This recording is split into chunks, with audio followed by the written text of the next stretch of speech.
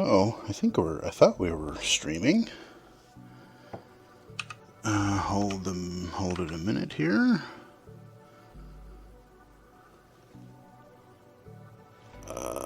Okay, theoretically we are streaming. My phone says otherwise, however. This is why I start early. To make sure.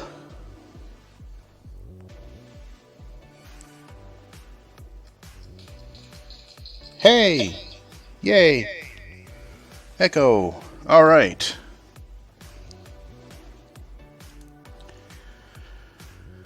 Hello again.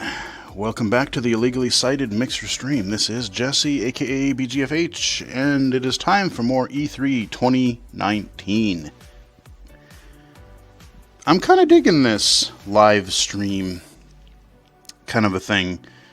That way you kind of get to see, we all get to see everything live, unveiled at once, and I don't have to go back and record everything and try to remember what the heck it is I saw. So, starting a little bit early, we are waiting for the PC Gaming Show to start at noon Central. So, welcome if you are joining me here.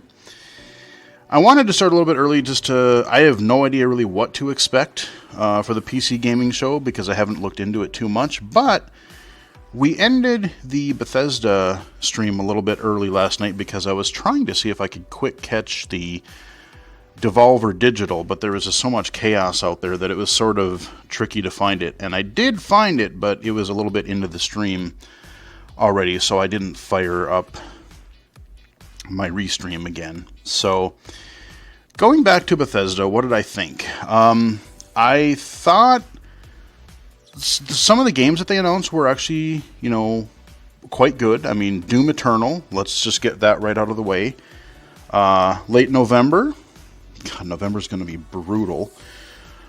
There's no way I'm going to be able to play everything. There's just no way. I'm going to have to pick and choose. But Doom Eternal is coming out. What is it? It's either like May 22nd or May 25th, something like that. Or not May. Good God. November 22nd or November 25th. I did see it on Steam, and I know that I'm going to get it. I actually listened to a little bit of something on Giant Bomb last night before I was listening to something as I was kind of turning in for the night. And Jeff was pretty dang pumped about it because he had gotten to play it for Judges Week prior to E3. And he's like, I didn't know if they would really be able to up what they did with Doom 2016. But they made a lot of good choices. And he was like, unless we see something that I don't know about, that's game of the show. So I'm like, I'm going to play it anyway. I know I'm going to play it anyway, and you know what? Grab a couple other odds and ends. I picked it up on Steam, so I'm all ready for Doom Eternal. I did get I forget what the tier is. It's not the base edition, but it's kind of like the special edition. It's not the $199 crazy helmet edition, because the helmet would be cool, but I just can't spend $200 on something like that. The reason I did go for the next tier up is because they had, they had a couple cosmetic things, but what I was actually really wanting is, I guess in the Steam page there, they had listed that, there's going to be 2 single-player kind of side story, single-player add-on kind of a thing, so we're actually going to get more single-player story in 2020 for Doom Eternal. So I'm like, okay, yeah, you know what? I'll get that out of the way. I'm sure that'll be interesting. So, yep, Doom Eternal, got that out of the way. We're going to be playing that in November at some point. Their other stuff, I thought there was a little bit too much talking. I thought there was a little bit too much fluff. They had like 3 or 4 different of these. Look at how, we are Bethesda, we are you, and we are people, and like this is the way that I like this game, and whatever. I know they touched on the LGBTQ whatever stuff, but which is cool. But like I said, I felt that there was just too much talking and a little bit more just there wasn't enough substance to that a little bit. And they did a lot of talking about, even showing like a little bit of a trailer. What game was that? I really wanted to see a touch of that Deathloop game, because the trailer sounded really neat. I love the idea, what they were talking about, this kind of time loop, and you're battling this other person, the story mode, and you can, they were saying, you can play it how you want to. But I just, like I said, I just want to know what it's going to be like. Coming from the people, I believe that was the studio that made the Dishonored game, so I don't doubt that it is probably going to be pretty rad. But I still would have liked to have seen at least a little bit of a glimpse, an example of gameplay. That Tokyo game, I forget the full name of it, Ghost something Tokyo. Again, kind of an interesting premise. Curious to see what that's going to be like. I'm sure that's going to be a next-gen title. The Fallout 76, I would like to try it during the free week here that they announced. I don't know that I will. I don't know if I will. Like, there's other things I want to play. There's other things I need to do. Unfortunately, my nice long weekend is sadly approaching its end. Today is going to be a lot of conferences. Tomorrow is going to be a little bit of conference, a little bit of podcasting, and a little bit of, all right, I got to get back to work, so get ready for that on Wednesday. But there's a couple things I want to get accomplished yet that I haven't done. So we'll see if I get around to Fallout 76 at all. And I don't know, I wasn't sure if the NPCs and all that, I don't know if that's in there now for people to try, or if that's coming later this year. I can't remember. So, I don't know. I mean, really there wasn't a lot that we didn't already know. Most of it was pretty expected, aside from the Tokyo game and the Deathloop, although I guess there was some sort of vague hinting about it a while back for both of those, but I didn't remember any of that. So it was an okay show. I downloaded the update for Elder Scrolls Blades, poked at it for about 5 minutes, and went, I'll look at it later. We'll see how any of the jobs are balancing or any of that, how any of that worked. One of the notes that they didn't say, or I don't remember them saying, was that they were adding, when I updated one of the tooltips that came up, it says, we've added voice acting to the town characters. Well, kinda. What they really did is they just added a few generic lines for, like, when you're passing them on the street, or you go to a guy, you talk to a person in their shop, and they're like, oh, hey, hello, whatever. But the actual lines of text that's up there, those are not spoken. So it's more just kind of background flavor text. Hey, how's it going? Or, hey, warrior, whatever. So I was first excited to hear voice acting, but then it didn't go quite as far as I'd hoped. So, I don't know, we'll see. We shall see. Again, kind of thinking back about Microsoft, just like Sony, I mean, yeah, they talk a big game for specs and everything, and I'm sure it'll be fine. I'm sure it'll be cool, and maybe I'll get one. I'd be more apt to get, there's things that interest me about both, because I skipped out on Sony's 4th generation, their PlayStation 4, so I want to catch up on those games in addition to the new stuff that comes out for that system. But Microsoft I want to support just because of the level of accessibility that they are including in all of their stuff, be it Windows, be it Xbox, whatever. But honestly, the thing about Microsoft is, especially with this Game Pass and Game Pass Ultimate and this, the PC support, how that's going to work, their redesigned Xbox app. And like I said, I'm wondering if you're going to be able to link your Steam account. Let's say that Halo the Master Chief Collection is available in all these stores, do I link my Steam account and then I gain access to the Halo Master Chief Collection or other Game Pass titles if they're available in Steam that way? Or do I use their official Xbox or Windows Store apps? I'm a little hazy on that kind of a thing. But, I use a controller for some titles, but honestly, I tend to use my PC a lot more than I use my Xbox. So, since most of their stuff is basically going to be Windows and Xbox, do I really have to own an Xbox and a high-end Windows PC? Maybe I just upgrade my PC in a couple of years or whatever and go that way. Maybe by early 2021, maybe NVIDIA will have a slight boost so I can skip the initial RTX cards and go for the next one and kind of future-proof for another 5 years or so. I don't know what I'm going to do because I love my current rig. Kind of segmenting into the PC gaming show here.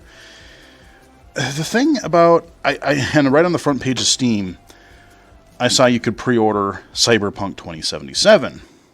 And the thought crossed my mind for a moment, but A, it's a year out.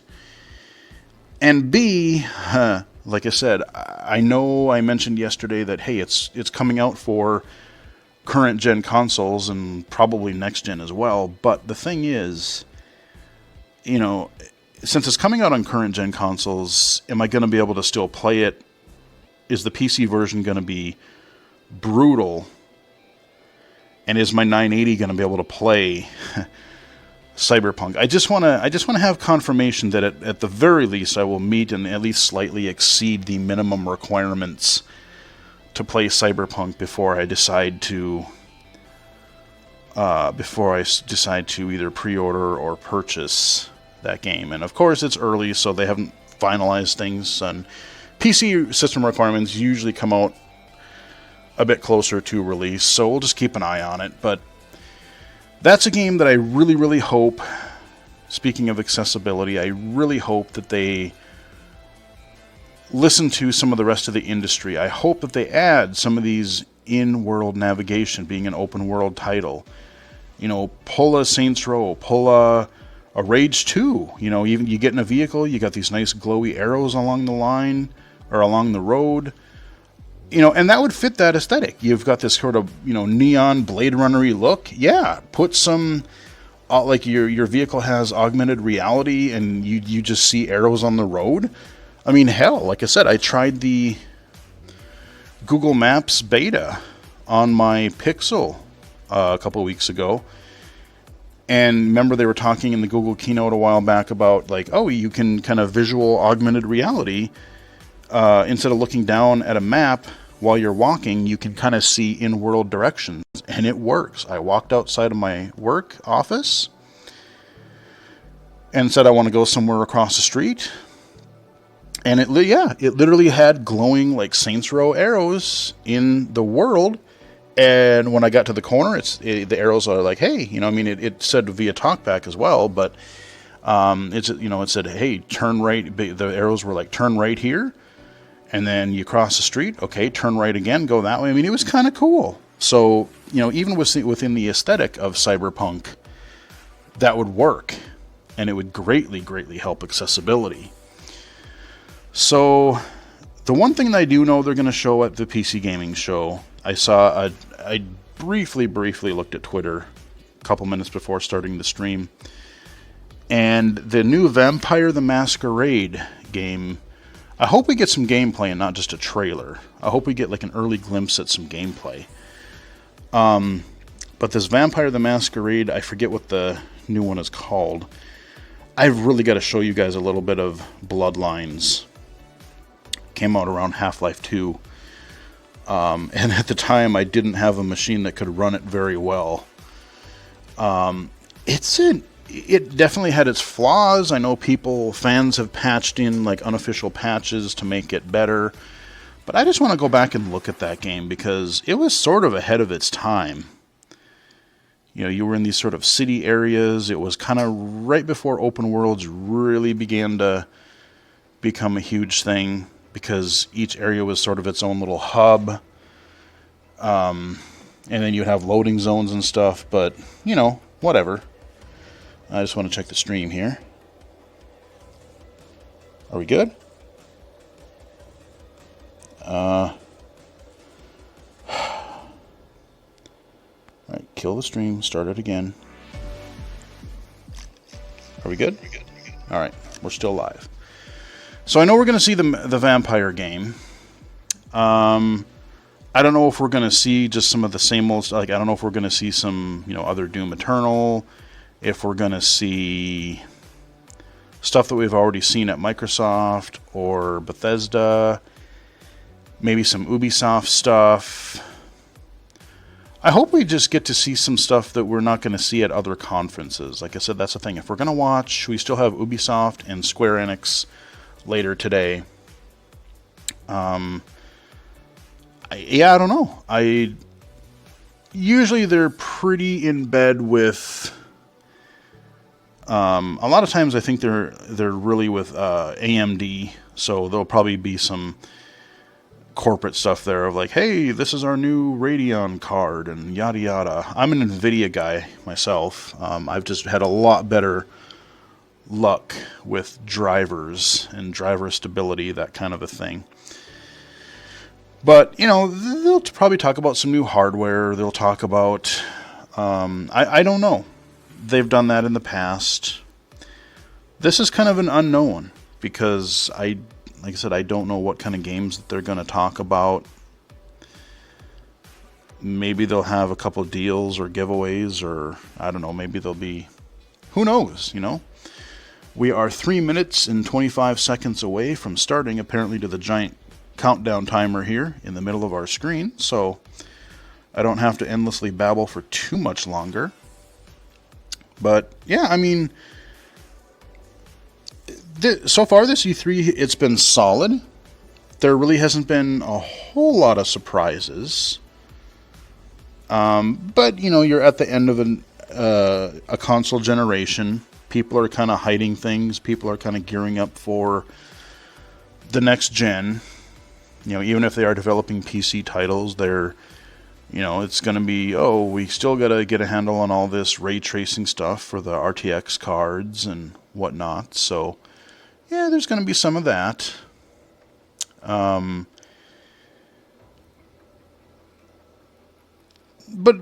still, though, at the end of this console life cycle, you know, people are familiar with the hardware, so they just, let's crank out something really, really polished, really good. Like I said, I'm honestly surprised that Cyberpunk is coming out in like April next year, because I thought that for sure that was going to be a next gen game. I'm sure it will have a next gen version, but I thought for sure that would be a next gen title.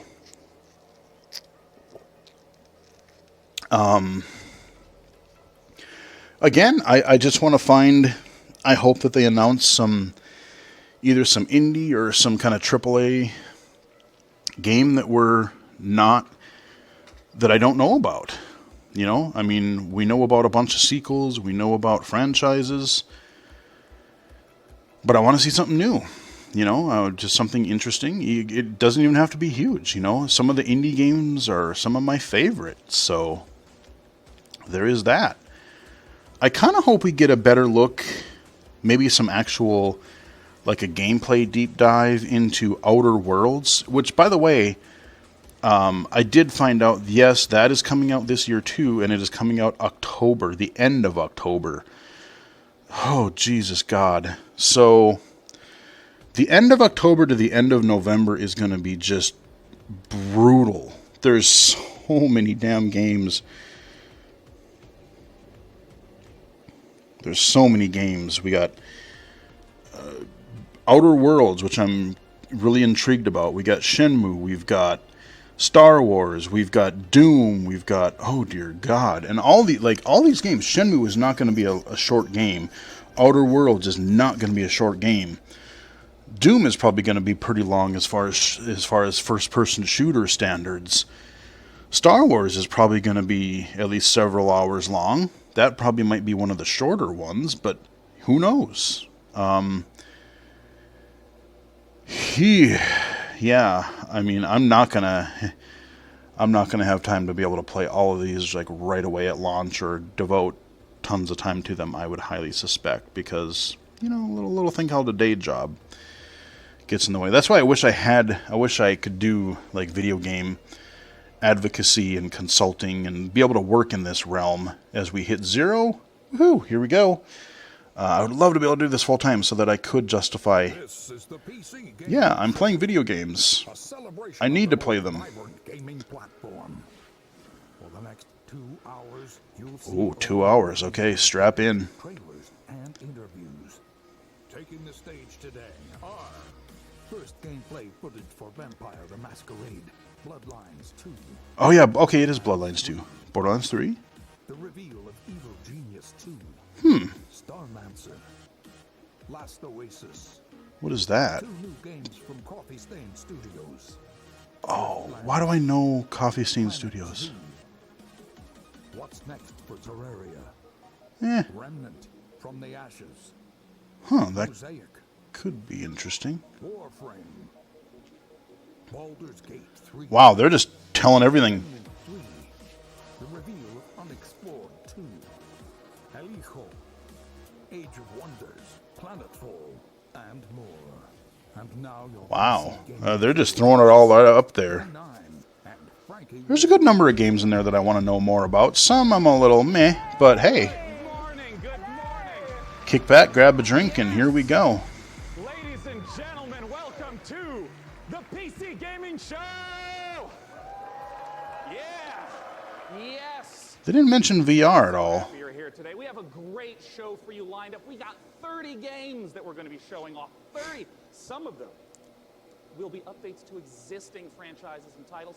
Others will be exclusive world-first looks. Y'all ready?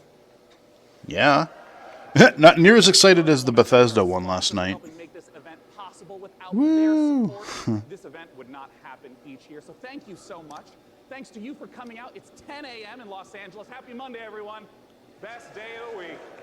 Hello to all of you up in the balcony. And of course, thanks to you tuning in live from all over the internet, YouTube, Twitch, Twitter, Facebook, wherever you're tuning in from, welcome. We're happy to have you. My name is Day9. I'm one of your hosts for this event. Joining me is the fantastic Frankie Ward. Hello. Oh, thank you very much. Thank you, Sean. Hello, everyone. Now, for you guys at home, for the first time, whatever platform you're watching on, we are going to be pulling your clever comments. Just remember that. I said clever comments. From Twitch, Twitter, YouTube, and Facebook throughout the show, making you famous. No mixer. On the screen, we're sharing them live. And one of the things we're especially looking for are your questions for the Borderlands 3 team, because Sean, you've got a mission to put their questions to the development center. That's right. Midway through this show, I'm going to be asking those questions to the creative director of Borderlands 3. Use hashtag PC Gaming Show, and we'll read them live. Until then, So my question is, how do we get what's his name to shut up? I just went stupid. The head of Borderlands of Gearbox, Randy Pitchford. And now, Rebellion is ready to reveal its nefarious vision for the project. So, PC Gaming Show, who's ready to stroke a cat menacingly? Here is Okay. the world exclusive reveal for Evil Genius 2 World Domination. So Evil Genius was this sort of isometric game that I might have played if I could have seen it better, but again, it was one of those where there's a lot of little like pop-up menus and things like that. I love the idea. You were managing this underground base and you were trying to take over the world, and you have spies coming in to try to take over. I don't know. I might even own the first one through some bundle or something. Like I said, I don't even know. But let's see what it looks like. Kind of had this cheeky style to it, as you can see here. Kind of a 60s spy cartoon-esque thing. World map. I like the cartoony art style. I like that you can take this Evil Genius style and kind of take it to this really cartoony, 60s, campy. Yeah, again, this is all cinematic. I want to see the dodging lasers. Oh yeah, I gotta have that. Into a pit. All right. Yeah, so you're trying to lay these traps so that people can't discover your maniacal lair. Huh. Okay, Evil Genius 2. Somewhat interested. Oh wow, that's all we're gonna say. Okay. And with me to talk about it, I have Brian Mitsoda and Cara Ellison. Now this I'm interested in. You were a writer on the very first game, so what does it mean for you to finally get to work on the sequel? It means that a lot of people have very high expectations, and we have to meet those. Well, let's take a look at whether you are going to meet them, because we are going to take a look at the world's first gameplay footage. Excellent. That's what I came to see. First-person action RPG. And, oh god, is that coming out this year or next year? I don't even remember. Guess I have to be the one to I tell think it's next year? you. You're dead. I almost hope it is next year just because we have so much crap to play this year. It's insane already. You're obviously new to this whole existence, but truth is, most of you types won't even make it a whole year. We have one rule. You don't break the masquerade. Don't let other people know that there are vampires, basically. Stay hidden.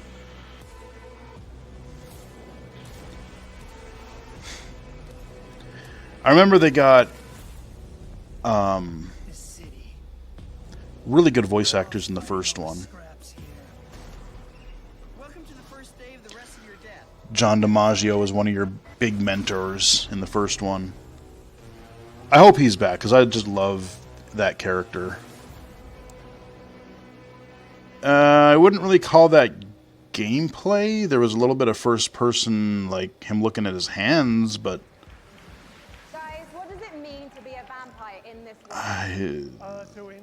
to call that gameplay was a stretch. What it is, it's kind of a darker version of our world, and the vampires kind of need to keep their presence secret from humanity. So the vampires are kind of staying hidden in the shadows while also needing to feed on human beings and kind of manipulating us in order to get blood. We're talking about feeding on human beings. I'm getting flashbacks to last year's show. Cara, it's not just a case, though, of sucking blood and filling up your health meters. Actually, different types of blood do different things. That's right. So we have the resonance system, which means that essentially vampires can kind of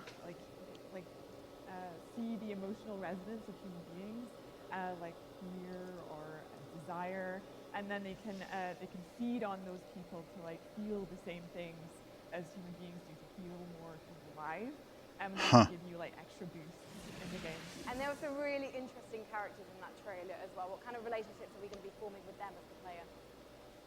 Well, very fragile, very volatile. Okay, now we're getting at least some first-person walking. relationships, so it's going to be a fun time. And one thing that was really intriguing to me when I was learning about this game is you don't just get bitten and turn into Nosferatu, Dracula, or Brad Pitt. And to be honest, I think you should maybe put Brad Pitt into the game, because then I'm definitely playing it. You actually have to adjust to your environment to becoming a vampire, is that right? That's right. So essentially, in the game, when you were made as a vampire, sort of a very young vampire, a lot of other vampires are made at the same time in this thing called the Mass Embrace. And that means that essentially they're having a less lucky time than you in the world.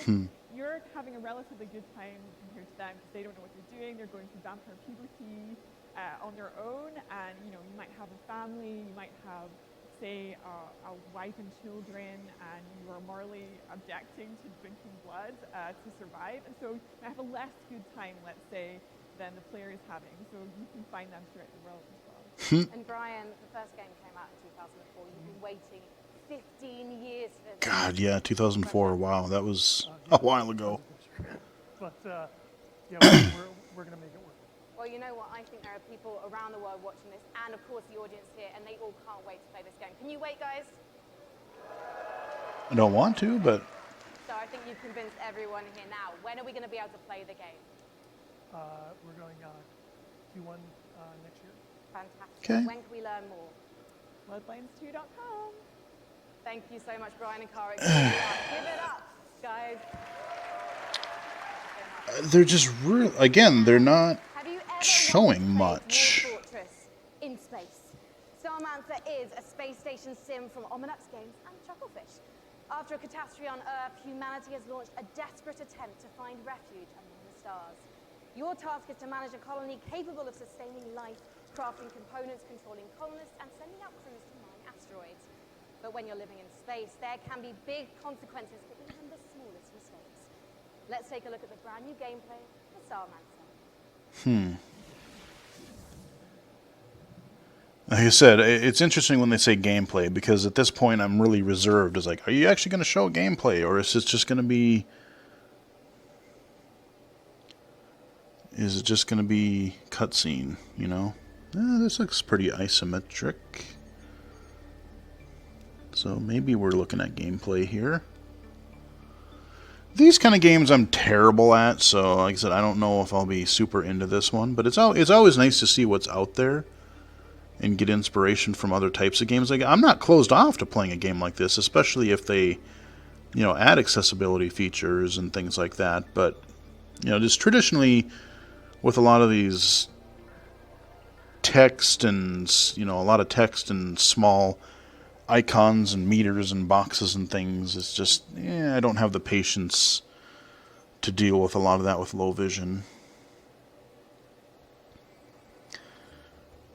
Yeah, I mean, see, this is at least... I'm digging the 80s music we got going on here, the sci-fi tunes. See, at least that's how you do a trailer, You're actually kind of seeing what the game could potentially look like. Even though it's not a title that I'm necessarily super interested in, that's what I want. Yes, both started as modders, and now they each independently run their own studio. Let's welcome to the stage, from Tripwire, John Gibson, and from Torn Banner, Wow. Steve Piggott. Hey, Sean.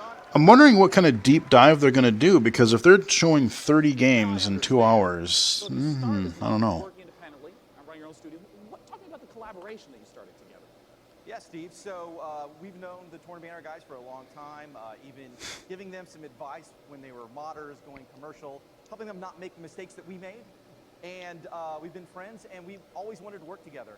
And now we've sort of formed this independent, former mod team, professional super group to get an awesome game out to fans. Yeah, for us, this is a dream partnership as well.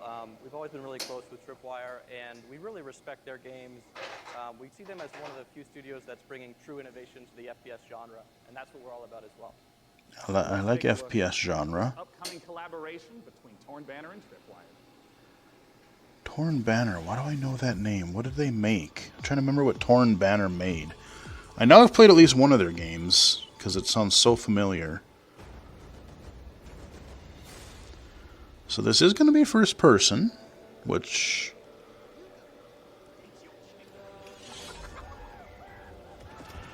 Huh? I totally didn't get to see what that's... Oh, melee. Oh, is this like a chivalry thing? Yeah, okay. Oh, this looks sick. War Cries, yes. That's what Torn Banner. They were the Chivalry guys, I think. Oh, Chivalry 2. Yeah. 2020, okay. Alright, Chivalry 2. I'm unarmed. Well, you're beheaded. You're unheaded, too. Oh, talk to me about Chivalry 2, Steve. Yeah. Chivalry 2 is about bringing players into their favorite medieval movie battle scenes. And our flagship game mode, Team Objective, does that by having players complete medieval objectives like sieging castles, raiding villages, and yeah, you're not just going and standing in an area and then a bar fills up. You're, like you said, burning houses, killing peasants. Yeah. Yeah. Playing as peasants, getting killed. It's really about letting the player experience every iconic moment of the era. And on top of that, this time around, we've increased the player count scale to about 2.5 times with the previous game. Oh God, so it's just gonna be pure chaos. And on top of that increased scale, we've added horses, which really allows us to add a lot of drama to the game and bring experiences like the Battle of the Bastards from Game of Thrones. Don't worry, we'll ignore the last season. Just Battle of the Bastards is going to be in the game. Yeah. All right, so I want to ask about the sword play element to Chivalry 2. I mean, I know it's a really critical element. Yeah, and this time around, we've completely revamped. I mean, we really view what we're doing here as bringing a true sequel in every sense. Yeah. We've attempted to completely revamp the combat, movement, and animation systems so that every swing, every action of the combat feels readable and fair, and also has the satisfaction and the weight that you would expect when two medieval knights in full armor are clashing. Oh yeah. It's very, very fluid and much more accessible than the previous game. And it's Really? you know, the pace is so much quicker. It was what I really enjoy when I'm playing it. Yeah, and I wanted to ask about the fluidity, because in a lot of melee combat games, you hit a button and there's like full animation swing, and then you sort of reset. So it's kind of these. But Chivalry 1 even felt really good. Chivalry 2, the sword play operates differently. You had to learn and be patient, but Swimming, where you're kind of constantly using both arms at the same time. if you did it right, it felt A great. core part of our focus this time around has been making it so that players can fight multiple opponents at the same time. Ooh. 3-1-4 situation. Exactly, because that's fundamentally part of the becoming the ultimate warrior fantasy. Oh, that's gonna and, work. Achieving glory on the battlefield. Well, I mean, I do have to ask, we're talking about swordplay and mastery, but the original Chivalries, I mean, it's kind of like silly fun. Like, how do you balance the mastery with the fun element? Yeah, our goal has always been to make it so that players can take the game as seriously as they want to, and also as silly as they want to. Amp it up, I know that man. Probably about half our audience plays the game drunk. At least half. Yeah. At least It's an half. important metric to track. And the game has a huge influence from Monty Python as well. I mean, in the over-the-top voiceovers and the role-playing opportunities. I mean, the game is genuinely hilarious. And there has to be a dedicated scream button like the first game. While quoting Shakespeare. Like picking up a chicken as a Yeah, weapon, physically that's a clubbing mechanic. him to death with Well, a that's excellent. Well, I mean, I have to ask, Sold. when can people get their hands on Chivalry 2? So Chivalry 2 is coming out early 2020, and it's coming first to the Epic Games Store. Oh. We're checking it out in early 2020. Okay, I'm fair gonna enough. Steve Piggott Fair enough. With Chivalry 2. Thank you so much. That I'm interested in. I still got to check out Mordhau, Getting but started here at the PC Gaming Show. Let's take a look at what's coming up next. team-based melee is easier at low vision because you got to get up right up in somebody's grill, and you can tell if either they're red or blue or whatever because you got to get close. Wildlife in Planet Zoo. From the creators of Darksiders, Remnant from the Ashes, Baldur's Gate 3, and more trailers, interviews, and gameplay footage. Okay, some kind of little teaser intermission thing. PC Gaming Show. So, okay. I don't know what that was about. Blips and probably some kind of an ad. Looks like some kind of phone thing. That's no. Oh, is this? Oh, it's a game. Oh, okay. Because it pulls out to this character holding a phone.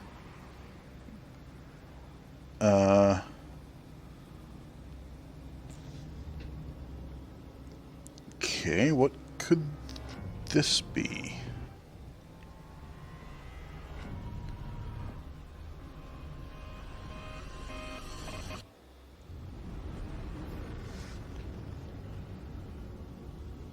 Mosaic?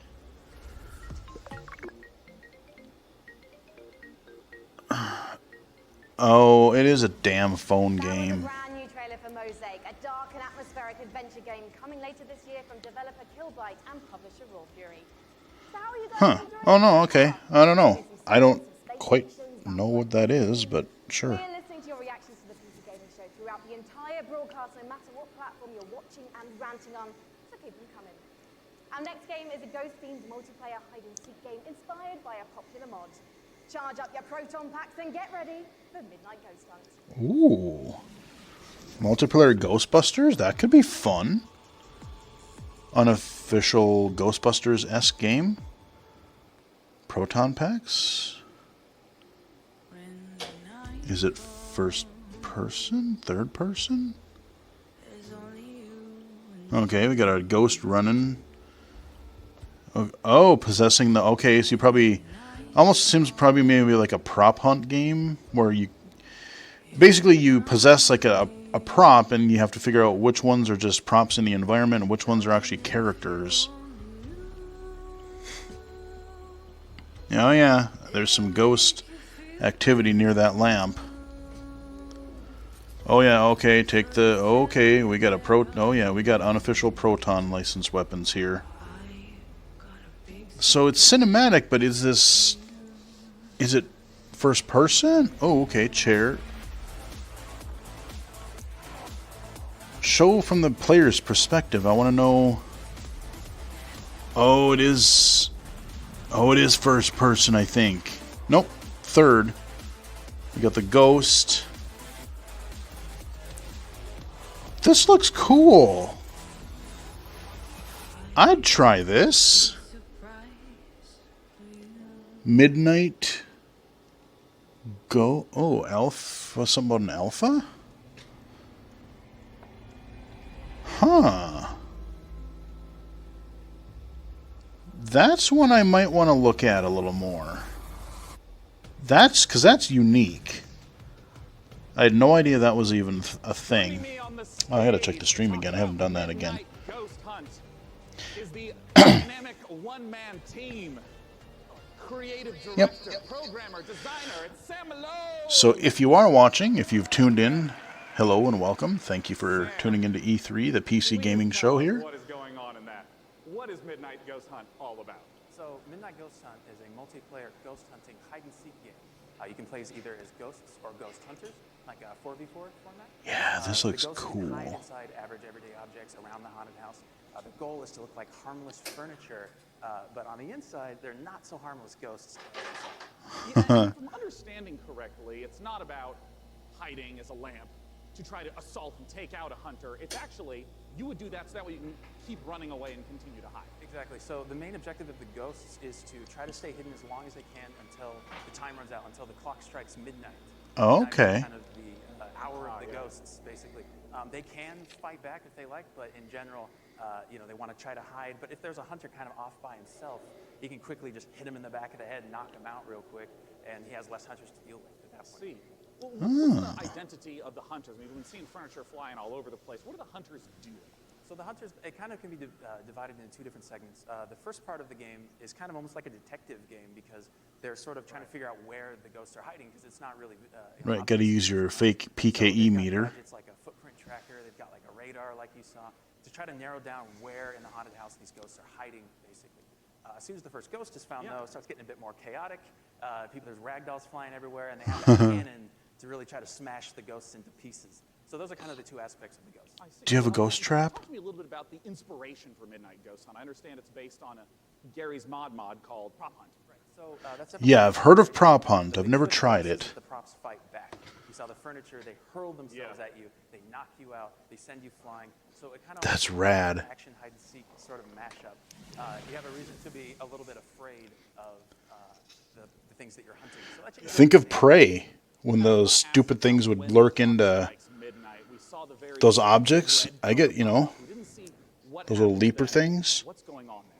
So Midnight, if even one ghost survives 10 minutes into the match, then you hear this ominous grandfather clock chime across the map.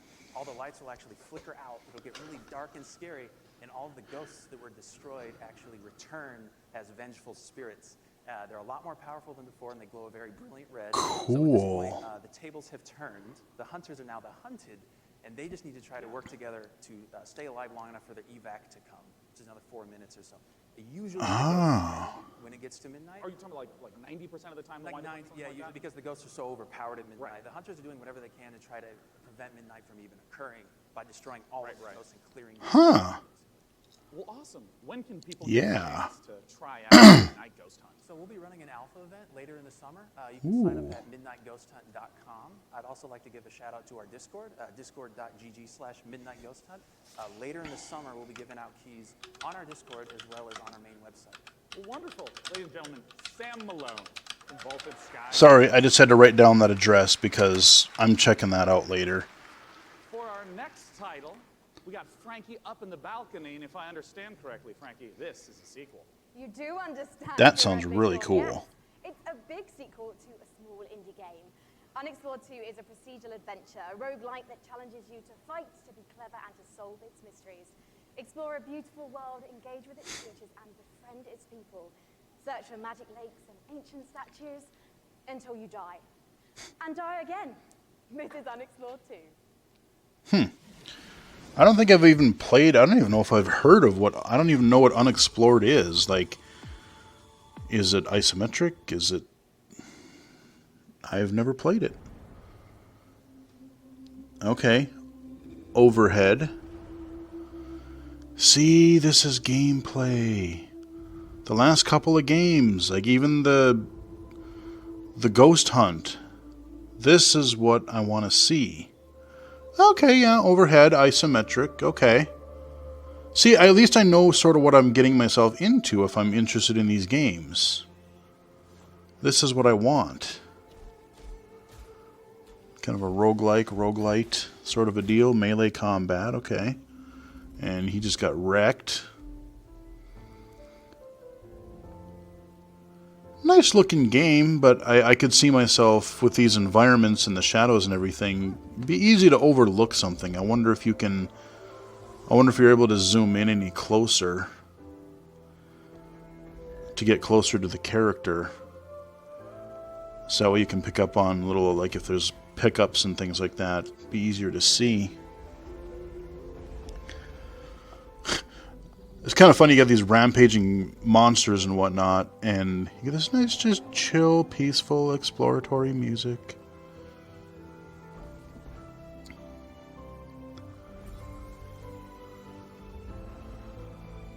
Oh, okay, that's a giant head. Okay, I didn't even notice that right away.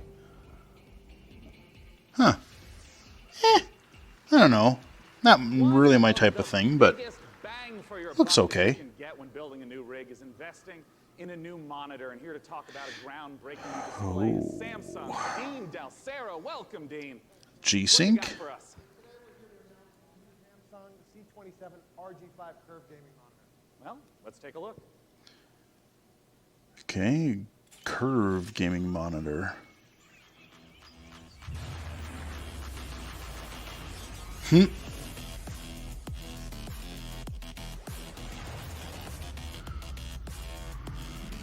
Showing like sniper shots from probably a sniper elite or something.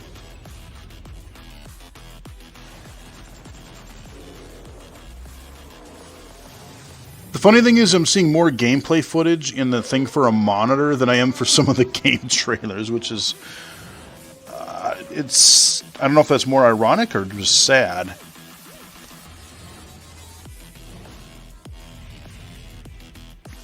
There's humor in there somewhere, though.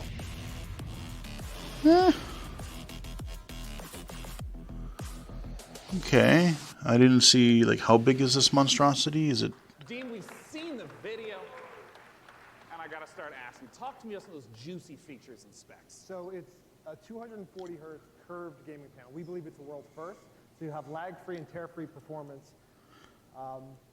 And we think that the curve, it's a 1500 art radius, is going to be a very immersive experience that you wouldn't get from a traditional flat panel. And I wanted to ask a little bit about some of the color specs. Sure, it's a 3000-to-1 contrast ratio. So you get those deeper blacks, brighter whites, Right. and hopefully you'll see the enemies first before they see you in the dark scenes. Yeah, and I understand it also has G-Sync. I saw that flash. Okay. First G-Sync compatible monitor, so we're super excited about that. That's good. This is the PC gaming show, and we're showing off a huge variety of games here. What are the types of games that you would expect that 240 hertz refresh rate and the G-Sync? Bet you it's going to be expensive, though. The speed and the performance, but ultimately, esports first-person shooters are really going to benefit. Right. Well, of course, I have to ask, not just when is it available, but what type of cost are we talking? Right. So it'll be available in mid-July for under $400. Wow. 27-inch panel. 27. Standard gaming lineup. It's an 8 mile. Yeah. Because when you said 400, I mean that's 27 inches. Right. Wow. Yeah. So our gaming. That's lineup not spans bad for a 8 miles, G-Sync monitor. all the way up to a 49-inch dual QHD. check out samsung.com/gaming240 or see us in the back of the room for more info. Yeah, that's right. For any of you in the audience. Huh. I'll wait for reviews, but that might be worth looking into almost. Not 4K. Not for that price point. Well, I want to let you know that we have all sorts of great presentations and games coming up. Let's look at And it might even come with a monitor stand. Stay tuned for more announcements. The monitor is less than the frickin' Apple monitor stand. I just had to take that jab. Gearbox answers burning questions about Borderlands 3. The next game from Clay Entertainment. Get ready to rip the galaxy a new wormhole in Valfaris. And more. The vampire game is cool. I want to play that. And now the PC I'm most curious. Chivalry was awesome. from Funcom. I'm kind of wanting to know more about that Ghost game, though. That could be kind of a fun multiplayer deal. Because it's not just a shooter. That could be kind of neat. Hello, everyone. Thanks for the warm applause. It's very exciting for all of us at Funcom to be here at the PC Gaming Show for the very first time ever. And naturally, we would like to show some of the cool stuff that we've been working on. So, without further ado, here are some of the games coming for 2019. Oh, goody. More. My. Something strange is going on all across the zone. I don't fear nothing until now.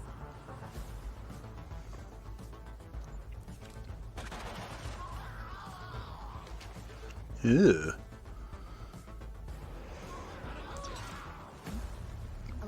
Kind of an overhead thing. Stalkers got each other's backs, right? What happens to you happens to me. Huh.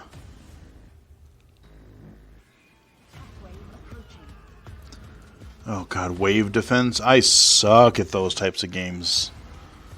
Wave defense stuff, especially like more of the tower defense or like overhead kind of isometric style. This game's probably not for me. And that's okay. I don't have to be sold on everything because I'm not going to be able to play everything as it is. Looks solid though if you like that kind of game. What is this? Moons of Madness. Okay, here's a first person. Ooh, okay. What? Moons of Madness. What in the Sam hell is going on in this game? Who would have thought? My son, off to fly among the stars. Okay, I'm kind of want to see more about what that is. Please welcome to the stage, founder and director of Mighty Kingdom, Philip Moons of Madness, that might be interesting. Kind of a horror-esque thing, it looks like. So yeah, at Funcom we've been doing our own games for over 26 years now. But recently we had the great pleasure to be working with some other very talented developers and help them publish their games. And on that note, I'd like to introduce Phil Mace. He is founder of Mighty Kingdom, a studio out of Australia, who has been working with us on something a little different. Thank you, Natasha. So on April 1st this year, we put out a little trailer for something called Conan Chop Chop. And considering the date, it was perhaps no surprise that people decided that that was an April Fool's joke. Conan Chop Yeah, we have Chop. a little surprise for you. Check this out. It's not a joke, okay? Conan, which means like barbarian slicing dudes, you have my interest. Rating pending.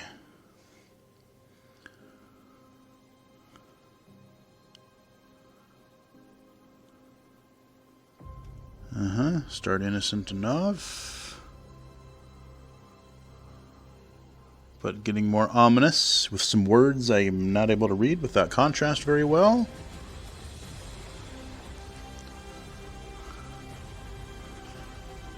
Oh, it's like, looks like it's a Castle Crashers kind of a deal.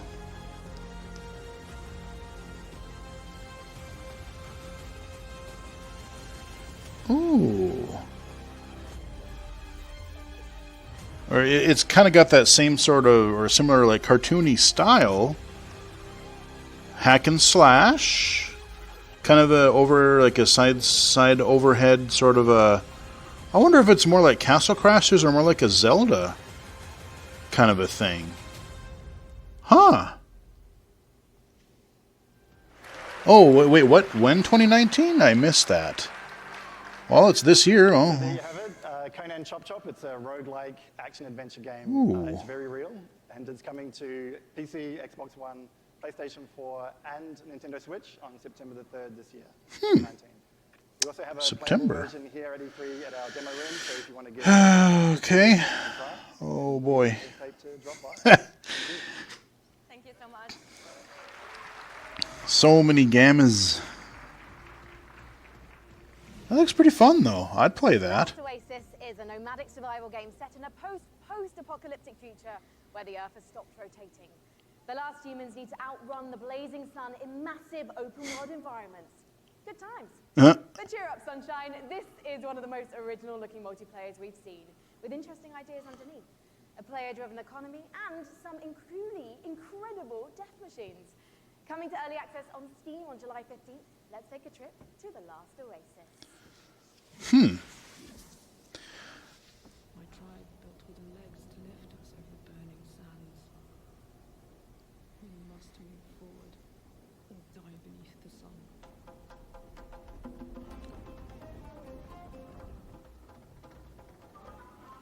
So it's multiplayer open world.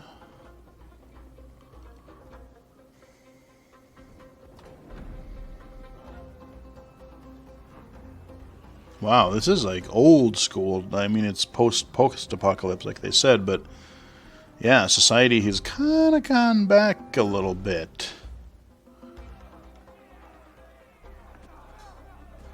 Oh, okay, third person?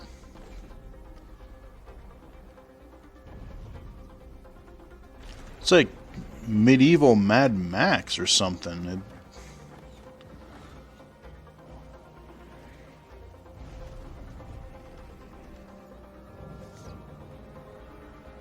I'm not entirely sure. So there's fighting, obviously.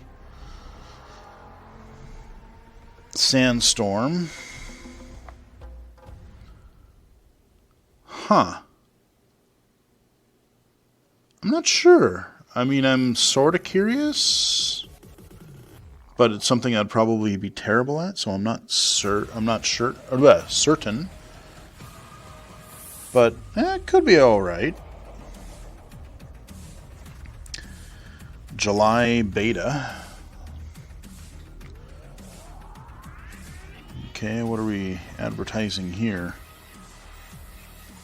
Oh boy, this whatever it is not the kind of game that I would play. It looks well. I mean, it's cool looking. It's just, boy, there's a lot going on there. I'm not sure if it's action-y or like a RPG or turn-based. I'm not sure.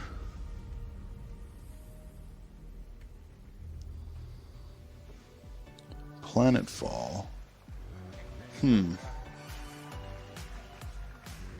name of the game is Age of Wonders Planetfall, a 4X strategy game. And joining nope. 4X strategy is just really, what is it? Explore, expand, exterminate, something or other. But there's a lot of stuff going on in those games. It's way too overwhelming for me. Where you play as one of the survivors of a shattered galactic empire. At the start of the game, you choose or create your own faction. Yeah. They include the Vanguard Expeditionary Forces, who are in cryosleep when everything went to hell. There's scavenging cyborgs, or the Amazon bioengineers who ride dinosaurs into battle. That's pretty rad. I want to ask, because there's a pretty broad range of 4X strategy games, to give a sense of what the gameplay is, I just want to start from the beginning of a game. What happens when you first land on the planet? Well, each race has their own spaceship. The spaceship comes down onto the planet. The planet is where the entire game takes place.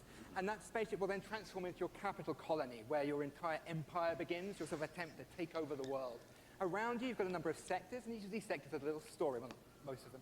So maybe you'll find a genetics lab which is still full of horrible mutant creatures, an entertainment complex overrun by horrible robot monsters, a temple with holes in the sky and horrible demons who get you. So, And I did see in the trailer. yeah, good times, light and fluffy. Dinosaurs with lasers. Perfect. Cats with lasers. No, sorry, no cats with lasers. I'm so sorry to disappoint all of you. No cats with lasers. You have to settle with dinosaurs. You know, I saw the expansive tech tree show up in the game briefly. And Yeah, I saw that too and went, oh god. Part of strategy games. How does that function? Right, so part of these tech trees come from your origin race. They sort of represent the past of where you came from. They include new units, new modules for your units, like jetpacks for your troopers, orbital laser cannons you can launch from space. Sorry. Social doctrines, it's not all about war. Yeah. And then the second part of your tech tree comes from your secret technology, and that's all about the future of your faction. So you can. I mean, everything about this sounds awesome, but man. Computers. Yeah. Others include doomsday technologies that allows you to infect the entire population with alien brain-eating parasites, or win the game by splitting space-time. I love how many details you're giving me of the horrors that await. The future is not a pretty place. Well, I want to ask about some of the combat that we saw, because in a lot of strategy games, the combat can be very brief. It just, shows two armies pinging off each other. But I understand that the tactical layer is quite rich. Right, so when combat starts, you'll see, like on the world map, maybe like a little sort of space lab or something like that. When you go into combat, you will zoom all the way in, and you will be inside the lab. You'll see all the pipes and all of the goops flowing around. All of your units, which you've been putting together and built, are now deployed. In turn-based combat, you can move them into cover, use your abilities, shoot laser cannons. Maybe I'm just not good at turn-based combat. I'm not. Little metal suits, they'll dig holes in the ground, like shoot from the holes. Maybe you've chosen the Kirko, sort of horrible alien bug monsters. They run forwards and slash people and puke acid on them, that kind of thing. I mean, how long do some of these battles wind up lasting? It depends. A short battle can be maybe 2 or 3 minutes, but at the end of the game, you've got a massive siege with like 20 units on your side, 20 units on their side. You've got orbital cannons blasting holes in the world, and that can maybe take 30 minutes. Well, talk to us about when we can play the game. Ow. The game is due this August 6th. It's going to be available on PC, multiple platforms, consoles, and it's available for pre-order now. Huh. Lovely. Hey, what's that URL? It's aow-planetfall.com. Well, I'm looking forward to it. It's less than 2 months away. Gentlemen, thanks so much for joining me up on the stage. Like, the game itself sounds really neat. It's just the type of game is just not something that I'm good at. And for our next game, Frankie, I have to ask Might be fun to watch somebody play, though. Why, the year is 1946, Sean, my dear boy. Europe lies in ruins torn apart by the satanic Plan Z. A brave band of heroes cast the Fuhrer into hell, but little do they know, the nightmare is far from over. Achtung! This is the world-exclusive reveal of the next shooter from the makers of Sniper Elite 4. I think those are more. I think they're realistic. See, the realistic military shooters I'm not good at either. I like the arcade style. We'll see. What is this?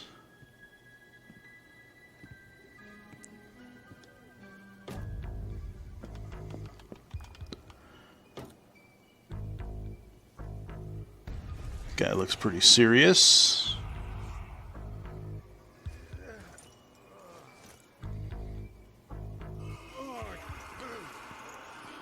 What the hell?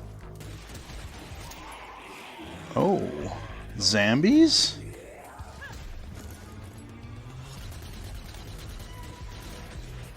Okay.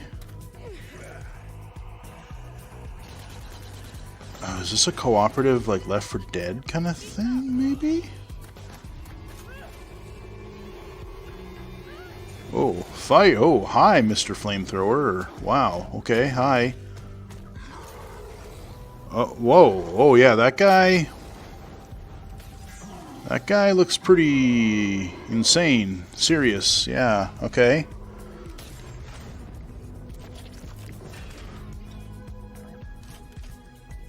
Huh. Pop. Oh yeah. And there went his skull. Ooh. Juicy.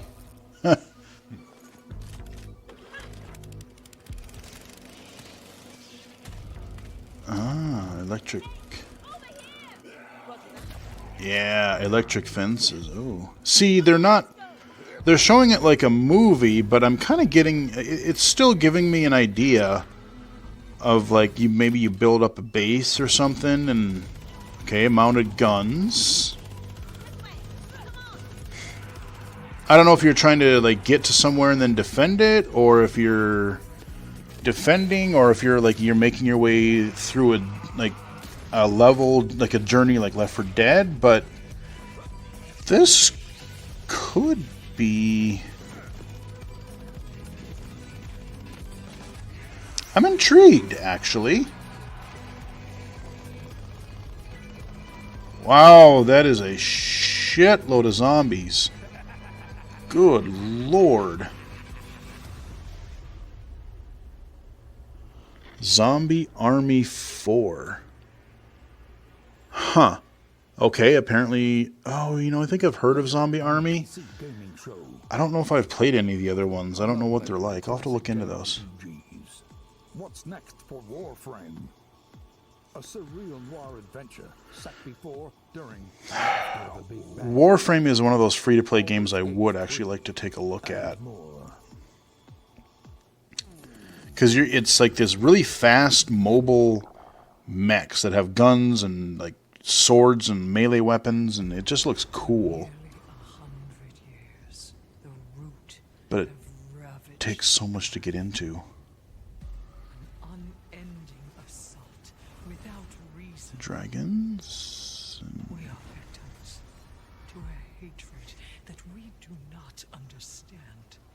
What is this? This evil will consume our world and the countless worlds beyond.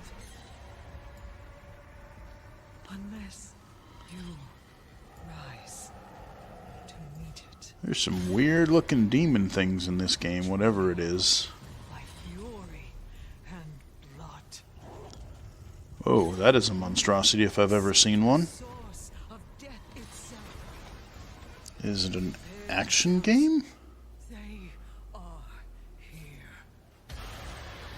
Show me some gameplay. Show me what we're doing. Show me... Okay, third person? Okay, yeah, oh wow, okay, yeah. Remnant. Available August 20th. God damn, son. Okay, that... I want to know more about that. That looks like it could be entertaining. Talk about Remnant from the Ashes. In that trailer, we got the chance to see so much new gameplay footage and new environments. I think I might have heard the game, but I didn't know what it was until really watching that. That's the first real look at I've heard, I've seen. Familiar with Remnant from the Ashes.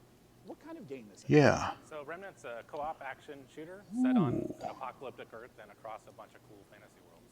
And I mean, in that trailer, we got the chance to see a huge variety of different environments. Like, what are these different places? Who's the player in this story? So as a player, you're on sort of a Odyssey-like quest to save the world, and we really wanted to have a bunch of different cool locales. I hope it has bots. A bunch of different stuff. And you start on Earth, but it rapidly changes very quickly as you get into the game. And one thing that we've talked about before is that replayability is a huge focus of the game, that you could play through it 10 times and still be seeing new bosses, new monsters, new locations. How exactly does that work? Yeah, I think one of the coolest features of the game is the dynamic generation system. So we generate the maps, the enemies, Ooh. quests, NPCs, bosses, everything. You built those all by hand, right? Yeah, it's all hand scripted, but the system takes all the pieces and stitches it together. So you might play the game and come into work and say, hey, I talked to a giant tree and fought a dragon boss, and I'll be like, I met a guy in a helicopter, an old guy in a helicopter, and killed a tree ant. We'd have completely different experiences playing the same game. And you just have to keep going through and eventually explore what all the possibilities are. Yeah, you can play the game over and over again to see the stuff. You can jump into your friend's world to experience the content in their world, and that's a big part of the game, just jumping in and seeing what you get. Can you I want solo? to ask about loot, which is, I understand, a big part of the game. How does it function alongside this ever-shifting gameplay experience? Yeah, the loot in the game is all legendary items, and it's tied into the dynamic generation. So if you fight a boss or meet an NPC or get a cool, unique side quest, it generally coincides with a cool, unique item. It might be a boss weapon or a magical item. Huh. So if you play the game and you get all events, you'll have different equipment than I have. And they're not showing trailer, gameplay I also here. saw that there were 3 people walking through these. You mentioned the co-op experience. How does co-op function in the world? So the game is full co-op from beginning to end. You can jump in at any point, and the game's definitely slower paced, more difficult. I mean, you will die a lot in this game, so awesome. There's a huge advantage to bringing your friends to come in there and help you take down bosses or fight off different events or just generally progress through the world. Yeah, well, I mean, as a big fan of Bloodborne and Dark Souls, I'm really looking forward to Remnant from the Ashes. What's the release date? Where can people go for more information? So Remnant's coming out August 20th on PC and Xbox and PS4, and if you pre-order the game now, you can actually get in early and start playing the game August 16th. Huh. Well, awesome. Ladies and gentlemen, David Adams from Gunfire Games. So they didn't flat out say, they said they highly recommended team play, but I wonder, I don't know if you go in solo, if you have AI people, or if you're just by yourself, and I don't know. Everything you want to know. Doesn't matter what platform you're on, just use hashtag PCGaming. And until that time, I'm going to have to look at this Remnant. this one was announced 2 years ago at the PC Gaming Show here. It's a game from Clay Entertainment called Griftlands. It's changed quite a bit in the last 2 years. It's now a deck-building roguelike where you don't just fight, but you also negotiate your way through a broken-down sci-fi world. It's going to be available on the Epic Game Store in one short month on July 11th in alpha. Let's take a look at some of the footage of what you'll be playing. See, I would probably play these card games. Like I could see myself, especially on mobile, but maybe even PC. I could see myself playing, but if I had a way to just mouse over a card and have narrator or a screen reader or even in-game text-to-speech tell me what those cards were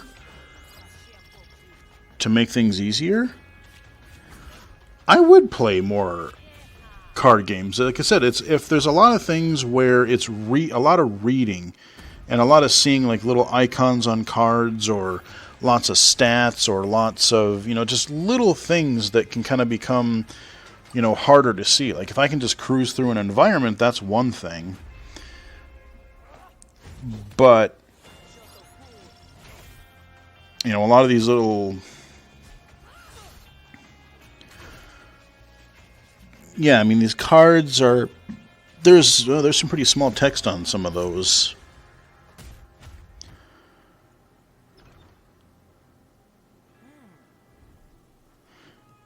Kind of a neat art style, though. Again, it's not realistic or anything. It's kind of cartoony. Griftlands. Probably not something I'll play, but Planet Zoo is the latest game from the makers of the brilliant Planet Coaster. Please welcome. yeah, that's on sale on Steam right now, or at least it was. It might not be anymore. Planet Coaster, I was sort of What kind of zoo are we going to be running here? interested in playing that. Management sim game from us. It involves you building and looking after a modern zoo, and you get to look after the most authentic animals we believe you've ever seen in a video game. And can you put them, let out the cages, and then you can make them fight? And their own behaviors. They interact with each other and react with the world. Open the cages and let an elephant and a lion fight and see what happens? Okay, I'm just sick. Okay, I get it. A gameplay video and to announce our launch date. Oh, fantastic. Let's buy the world's largest family pass and take a look inside. Yeah, I know. I go right toward the dark side. I'm like, oh, I wonder what would happen if I could try to make them fight. That's not what a zoo is for.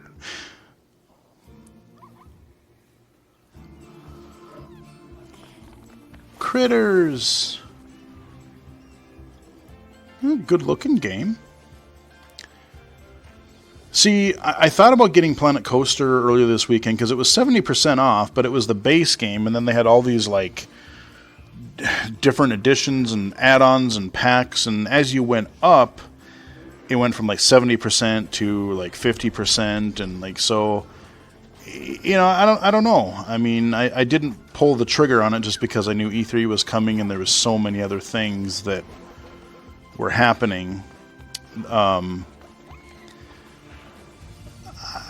don't know. I mean, I could have spent 70% on the base game. I don't know what the add-ons would normally cost, but all right, well, if you want to manage a zoo instead of a roller coaster theme park. I do kind of want to play with the theme park one, though. I love some of the animal shenanigans here. I mean, hippos pooing, adorable baby elements. It's absolutely brilliant. I can't wait to play it. But before we saw the trailer, Piers mentioned this is a modern zoo, but what exactly does that mean? So nowadays when you go to the zoo, you're not just going to see all the lovely, pretty animals. You go there, you want to be, learning about conservation, you want to learn about the research that they're doing, you want to be educated. And these are all things that you're going to be able to do in Planet Zoo. And these ideas of the modern zoo is really what we take to heart, and we're going to be promoting, the health and the welfare of your animals as the most important thing. I actually kind of like that idea. When can we see more gameplay, and when are we going to be able to get our hands on it ourselves? So we're obviously demoing the game all this week at E3, but most people aren't going to be able to see that. So we've recorded our presentation. Lisa's done a fantastic voiceover for it, and we'll be releasing that onto Frontier's YouTube channel. That goes live this Friday at 11 a.m. Okay, a little gameplay overview on Friday. Wait to watch. Thank you so much for joining us. And when did they say the release date was? I was blabbing, I didn't hear. Next up, we have a very special guest all the way from Japan.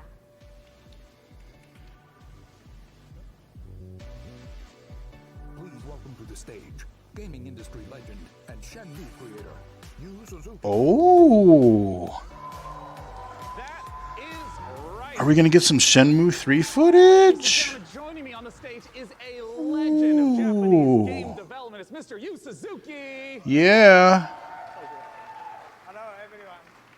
In addition to being the brains behind the following games, Hang On, Space Harrier, Outrun, Afterburner, Virtual Racing, Outrun. Outrun. Virtual racing is fun. created the Shenmue series. Oh, yeah. He's here to talk about Shenmue 3. Excellent. Take it away, Yusan.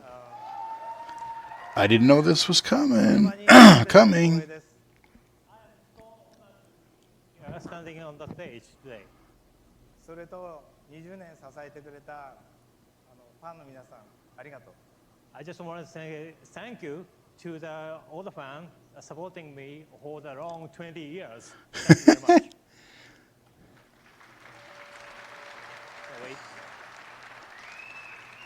The wait is nearly over. November. Let's take a world exclusive look at Shenmue 3. Yes. Let's see what the game looks like. Let's see if the awesome cheeseball voice acting is back. I think there was a little bit of that before. I don't think your kung fu is strong enough. Grandmaster,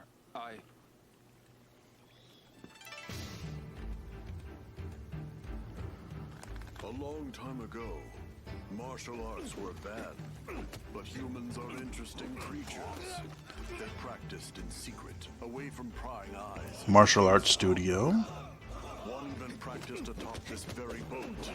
Nam Tren survived the ban and was passed on in this way.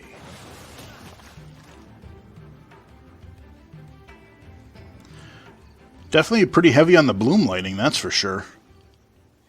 what did you say to me? Stop it.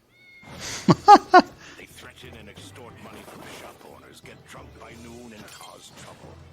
Everyone in town is afraid of them. They are heartless. Hey, wait right there. A lot of these invoke QuickTime events. They're not showing the buttons, but they look like. The Japanese guy who got in our way. You've got some guts to barge in here on your own. Oh yeah, classic cheeseball acting at its finest. All right, it's canon. Shenmue 3. I would like to once again thank you so much. Thank you, Yusan, for joining us today. Thank you. Cheers. I'm glad they're doing the English voice acting now, and they got the original actor for Ryu. So. Now our next title is near and All dear right, to my cool. childhood heart. It's based upon a game I grew up playing called Heroes of Might and Magic 2. Let's take a look at an upcoming collaboration between Coffee Stain Studios and Lava Potion. How about Dark Messiah of Might and Magic? That's the kind of Might and Magic I like. First person, kicking dudes off ledges into spikes. I do have a video recorded for that. I just haven't released it to you guys yet. Dark Messiah of Might and Magic. That was fun. Harder than I remember, too.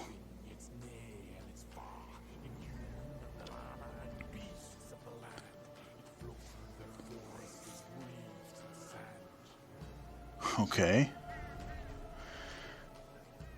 Yeah, I think the traditional Might and Magic are more... They're more... I think... I don't know if they're like turn-based strategy or real-time strategy, but they're...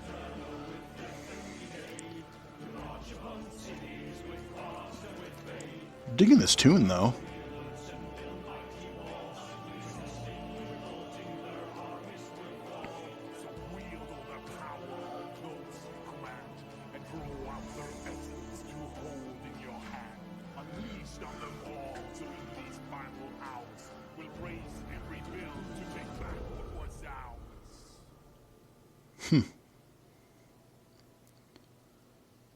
Alright. Conquest. Songs Conquest. The name of the game is Songs of Conquest. And here to join me in talking about it is the lead designer. I don't know. I said I don't know if it's something that I would probably play, but I don't know. Let's just start off for anyone who maybe hasn't played the Heroes of Might and Magic series. What is Song of Conquest all about? It's all about, well, you kind of start out with in the town that you just saw in the end of the trailer, and from there you recruit your wielders. It's what we call our commanders, and you recruit an army, and then you kind of send off your wielders on an adventure. And they go exploring the world, they pick up resources, the flag mines, and with those resources, you upgrade your town so you can get more stuff, and that's kind of what you do. Adventure and strategy combined. Yeah, and, you know, I know that part of the core loop is obviously get the resources to build up the township, but for what reason? Armies, man. Talk to me about those juicy battles. Yeah, so the battle, just like the whole game, is turn-based. Okay, it is turn. That's what I thought. And you start by deploying them, and then all the troops have different stats, like offense and defense. And Yeah, I mean, just being able to see all those little dudes and just like from a visual perspective, I think it would be a little challenging in some ways to keep track of everything, all those little units and stuff. You have translated a lot of the gameplay elements into Songs of Conquest, but what are some of the modern elements that you're bringing in? Well, there's a lot of it, but I mean, one of them is our magic system. We call it the essence. So basically, in the Songs of Conquest universe, everything has an essence within them, sort of like the soul.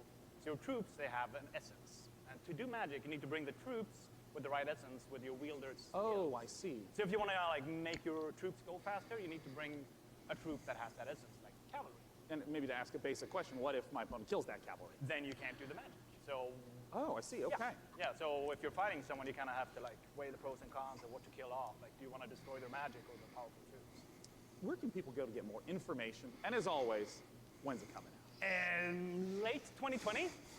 Oh, it's quite a ways off. It's quite a ways off, but you can go to songsofconquest.com and sign up for alpha, and then you can play earlier. Well, as you know, I'm really looking forward to playing it, Carl. Thanks for joining us. Thank you. Oh, that's one game I probably don't have to worry about, at least. The wallet is a little safer. Update to a popular co-op game. Let's see what's in store for Vermintide 2. Ooh. Okay. More missions to take on, maybe?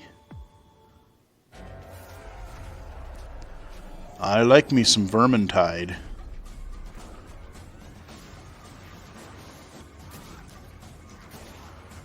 Oh, this game is so good. See, that's the problem, is like there's all these new games, and then there's games you want to go back to. You want to play Left 4 Dead, you want to play Doom, you want to play Vermintide, you want to play... Oh, there's so... Like, I want to look at Vampire the Masquerade, Bloodlines, I want to look at... I'd love to play through Oblivion or Skyrim, but Jesus, there's just not enough time.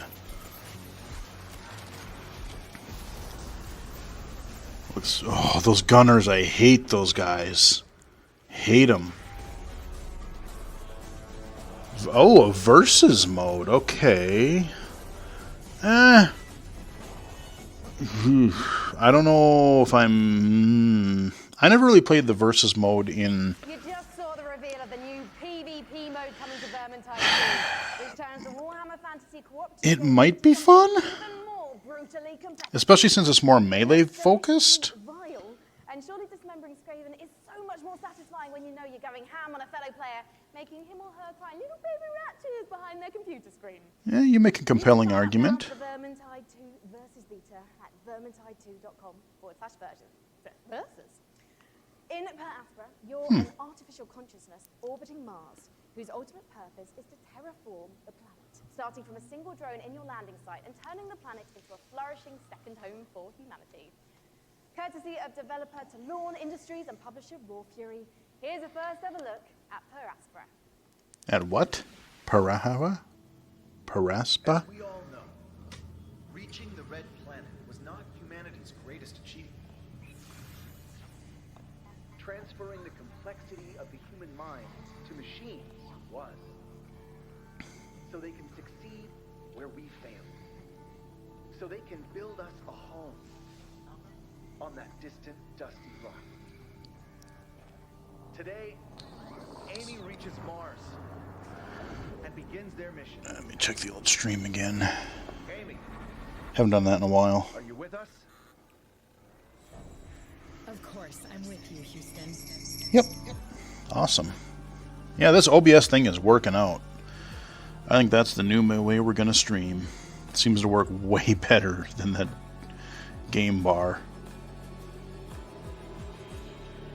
Okay, well, that didn't... In the Assassin's Creed universe, Didn't really tell me much, but... players back in time to rewrite history. But for his debut project with indie studio Panache Digital Games, he's going to take us back 10 million years to where humanity began. Here to tell us all about ancestors is creative director and co-founder Patrice Désilets. Welcome, Patrice. Thank you for having me. Really happy to be here. I've been waiting 10 years to come back on a big stage at E3 showing off a game. Well, it's fantastic to have you back. I just want to ask, what inspired you to tell the story of human evolution? And I've heard a lot of good things about Assassin's Creed Origins and a lot of things. whatever the recent one is, but I don't have time And I said, oh, I'm the historical guy. to play them. Historical dude, so I need an historical period.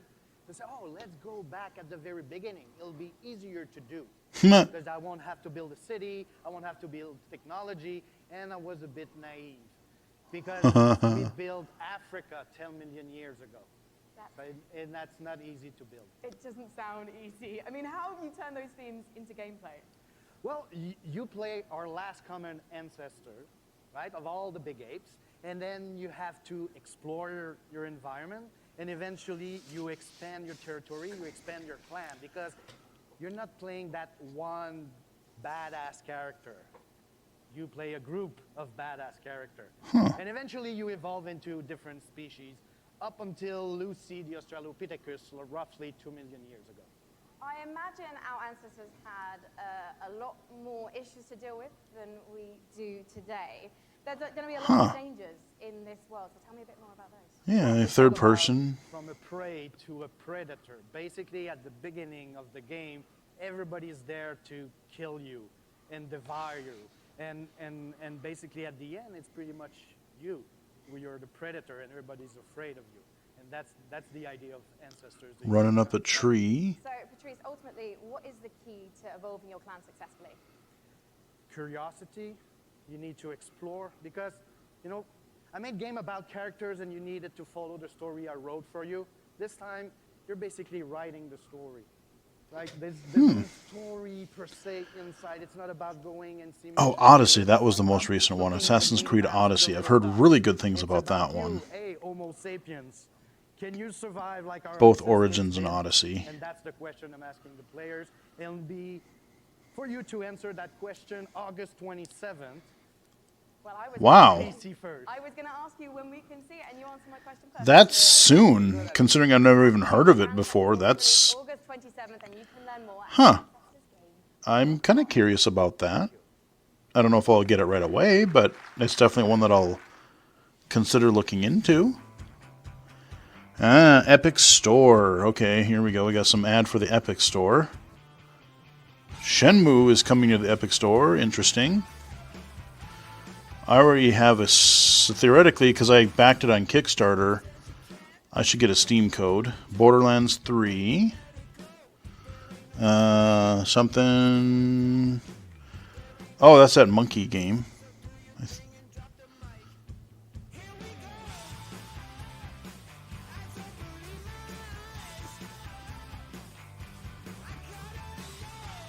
There's a lot of games. So many games. What is this? Oh, that's okay.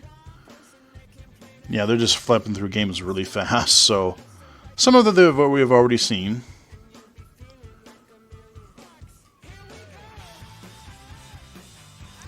Surprised they haven't shown a little clip of Journey, because that just came out.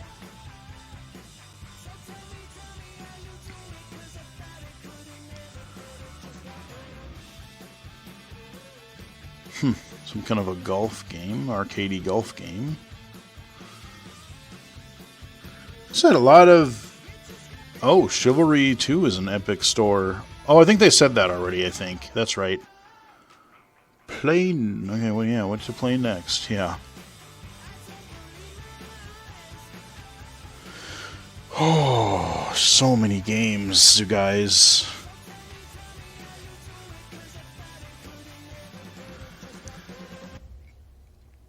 You gotta get a job, you gotta get the money, but then you gotta find time. In college, I didn't have any money, and now I have a job, but I have no time. So, yeah. What is this?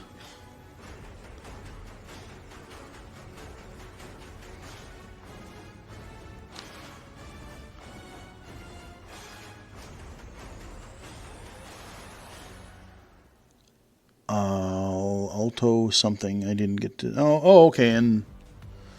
Please okay. welcome to the stage, Loring Lee, founder and CEO of Dragon Nest. Indeed, Auto Chess has turned out to be Oh. a sensation with hundreds of thousands. Yeah, I've heard about that. I A taste of it, and here to talk about don't quite understand how it works, but... is Loring Lee. Take it away, Loring. Yeah. Hello, everyone. I'm Loring Lee. Yeah. Hello. Yeah. I'm the CEO and founder of Dragon's Game. Dragon's Game is a game developer and publisher comes from China. I'm so happy to be here today on this stage to introduce our game, Auto Chess, to all of you. This is really an exciting moment for us. I know the very, very basics of how to play chess. Game of Auto Chess. Dragon's now is working with the creator of Auto Chess, Dodo Studio. They are working together. I know how the pieces move, but I don't understand. I don't know on PC and mobile, so that everyone like advanced techniques at all. any device can enjoy the same fun of Auto Chess. Now we are building the PC version with by using the game engine of Unreal Engine 4. As everyone knows, Unreal Engine is one of the best game engines of the world. With the help of Epic Games and by the power of Unreal, I believe we can finish our job quickly and efficiently. And today, I'm very glad to announce the PC version of Auto Chess will be coming to the Epic Games Store. I look forward. A little hard to understand some of his stuff, but forward to all of you playing Auto Chess on PC later this year. Okay, thank you everyone. Thank you, Loring Lee. Yeah, cool. Thank you. Thanks so much for sharing the news with us. Once again, Auto Chess, if you have not played it, you must check it out. It is so fun. Our next title with Frankie up above, I understand is an inspired indie game. We'll find out, Sean, because one of the things we love about PC gaming is the way that game creators from all over the world can draw inspiration from one another's work. Cris Tales is a great example of that, a gorgeous indie love letter to classic JRPGs developed by a team in Colombia. Cris Tales' spin on the genre brings a unique perspective that lets you see the past, present, and future on one screen at the same time. So you'll see the future change based on your decisions in real time. interesting. Here's the world-exclusive reveal of Cris Tales. Cris Tales, okay. Huh. JRPG. I wonder if it, most of them are turn-based, but some of them are getting a little bit more real-time-esque. So my guess would be it's going to be a turn-based thing, but If you saw what was, what is, and what would be. If you knew how it ends. Would you change it? Hmm. Would you make the hard decisions? And would you be strong enough to fight?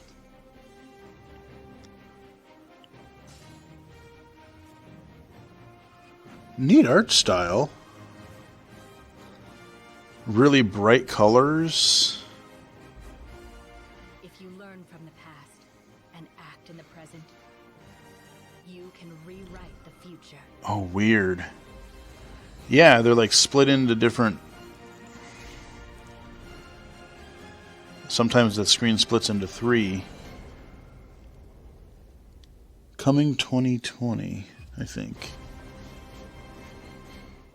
On Steam, okay. I caught that. In PC gaming, it's not the size of your weapon, it's how you use it. Good lord, what is Holding one that? of the, well, quite frankly, it's a bit average, isn't it? It's just your average, Glock, really. No, it's one of the ridiculous alien weapons from our next game, Valfaris. A brutal, heavy metal-infused 2D action platformer inspired by true old-school classics like Contra and Target. That's a pretty sick weapon. I don't even know how to describe that. Players must blast and slash their way through the doomed citadel of Valfaris, overcoming its deadly environments and enemies before challenging the arcane evil. Looks like a giant, like, serpenty thing. Get ready to rip the galaxy a new wormhole. From publisher Big Sugar, this is Valfaris. Valfaris? Is that how you say it? Oh, yeah.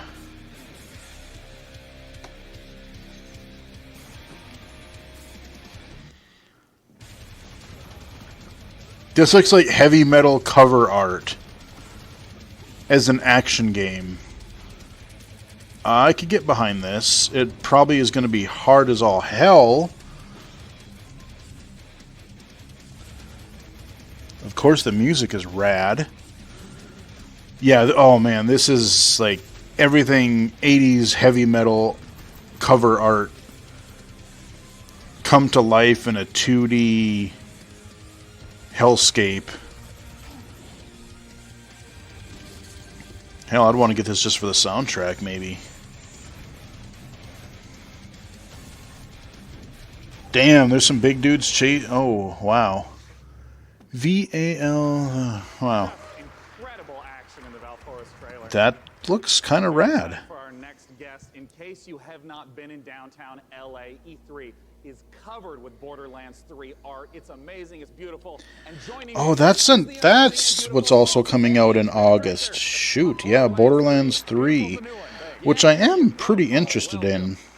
I mean, there's been so much hype around Borderlands 3. What's the stuff you're really excited to be sharing this year at E3? Oh man, so we've talked about our Vault Hunters. Well, this time we get to talk about Mose, and she is our gunner Vault Hunter, so she has a big mech, so it's one of the things. All about loot. We're talking about, the different loot, such as shields, grenades, those things, going to different planets, so a lot of stuff to talk about. Well, I want to start right off with Mose. Tell us everything you can about her. Okay, yes, I'll tell you everything I can. So Mose, again, like I said, she's a mech pilot. She has this big mech. It's called Iron Bear. She gets into Iron Bear.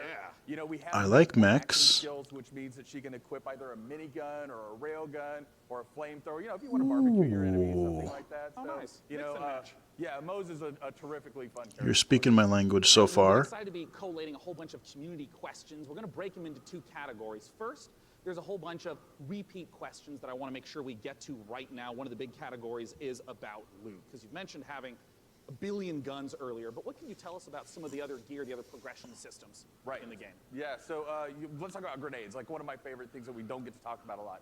So in the past, we've had grenades that they've had like one thing. They can bounce, they can stick to different things. Right. This time, we're combining like all of those things. So for instance, the other day I was playing and I threw a grenade, and that grenade had a bounce. It would stick, an explosion would come out, and the grenade would fire guns as it was going through. Right? So we have like a ton of Cool. grenades that are in there.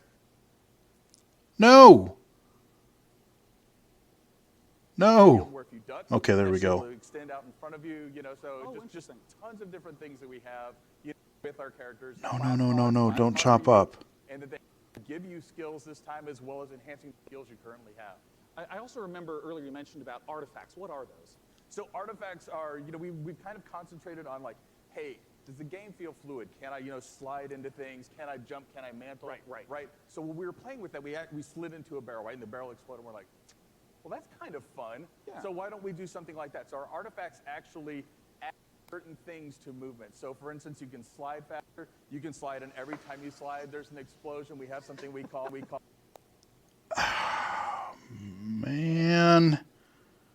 Second category of questions unrelated to Sorry, guys. It's not my fault. They're... campaign.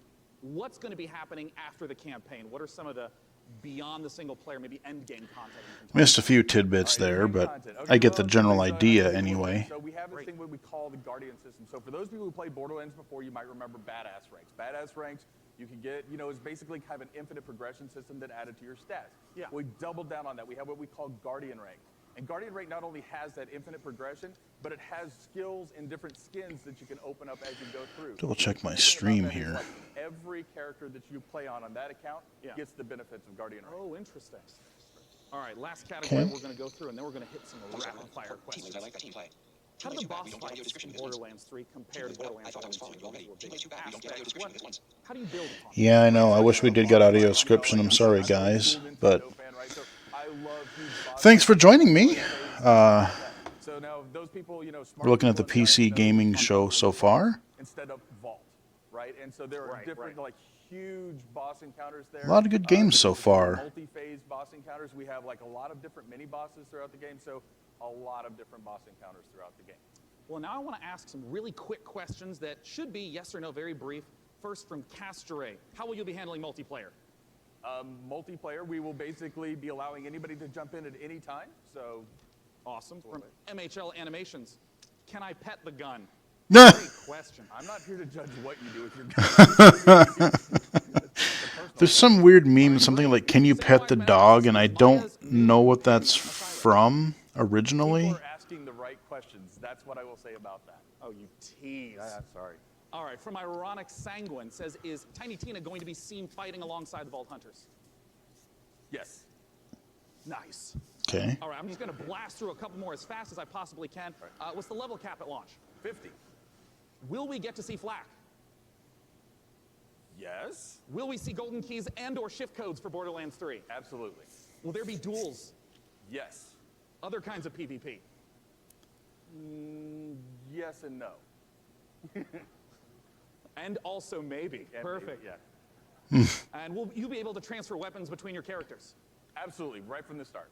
Perfect. And when is the damn game coming out? August something. Friday the 13th, 2019, September 13th. Oh, September. I was thinking August. For more information. Thanks so much for joining September, you say. Okay. I was thinking it was August. Oh, maybe did they push it back? I don't remember. Seen all the setups in downtown for Borderlands 3. Oh, they're beautiful. Our next game, we're going to be revisiting a guest that we saw earlier in the show. He's upstairs with Frankie. What you got for us? Oh, hi, we're live. Sorry. Hello, I was just, I was actually testing out my outfit for this weekend. I don't know, what do you think, John? I think you look really sharp, as always. Very sharp. Well, thank you so much. John Gibson, president of Tripwire. Okay. Thank you for joining us again on the show. Yeah, very busy man, yes. Yes. Now, last year, we revealed Man-Eater to the world. And can you remind anyone who missed it what the game's all about? Oh, yeah, the shark. Open world action RPG, or Shark PG as we call it. You start as a small baby shark pup, and you have to survive in this harsh world and try to eat your way to the top of the ecosystem. This sounded interesting. I think some of the game up the best are eat, explore, and evolve. And we also have someone we'd like you to meet. Well, let's meet him then. Let's take a look at the new trailer. I remember seeing, I forgot all about this game. But yeah, we saw it at, we saw it at some E3 event last year. Good tune, by the way. That's what I thought, Mississippi Queen, yeah.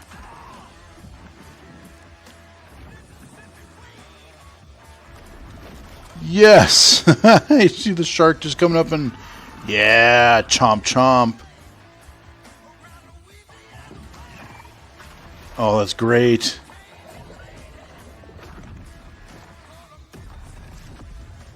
And you get to play the shark.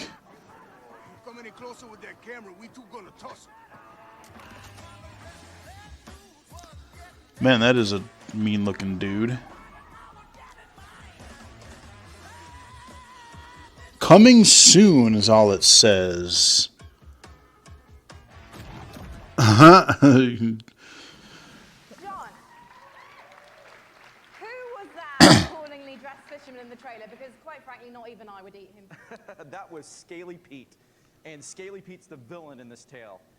Pete is a best fisherman in the Gulf, best shark fisherman, or he'll tell you he's the best shark fisherman, and he disfigures our baby shark at the beginning of the game and does some really nasty things. So he's not a very nice guy. The story of Maneater is told through the lens of a reality show called Shark Hunters versus Maneaters, and it follows Pete and the player shark on its adventures.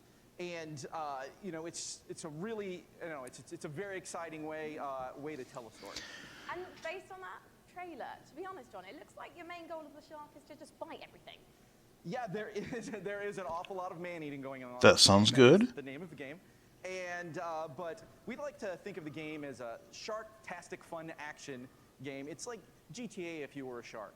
But there's there is more to the game than just eating. So we spent a lot of time moving through the water, breaching out, and adding abilities to go up on the beach for an afternoon snack. Okay. There's a lot of exciting things that you can do in the game. And you mentioned before it's a shark PG. How does that progression system work? So Damn. It's like Echo the Dolphin in 3D, just jumping over docks and... There's life phases and there's evolutions. So growth comes about through eating things, nutrients, people, whatever you can find. And that's kind of like your XP in the game. That allows you to level up, your shark will grow a little bit, you'll get more powerful. And then at key phases that we call life phases, you'll make a big jump. So let's say you're a brooding teenage shark and you're about to become an adult. When you become an adult, you take a big leap in size, a big leap in power and capability. And then as you reach these life phases, you unlock evolutions that can be applied to parts of the shark's body. For example, you could get metallic teeth that allow you to shred boats. Or Yes. a tail that allows you to jump to incredible heights. Or you could get mutated lungs that allow you to spend a little more time on the beach getting those afternoon snacks. Just really quickly, John, everyone's wanting to know this question. When's it coming out? So we're really hard hammerheading away at this game and trying to make it the most they said awesome coming RPG soon. ever. We're not ready to announce a date, but we're pretty certain you're going to see it before the next PC gaming show. Well, I hope so, yeah. That to start biting people. In fact, I'm quite hungry at the moment, so I think actually I'm going to find an audience member because you guys look tasty. So I'll see you in a bit. Yeah, she's got the shark suit on, little shark costume. That game looks just, especially when they have the reality TV show kind of vibe going, like that just sounds like a really dumb game in the best way possible. Like that sounds like a game that I want to play. What is this? Oh, a chair.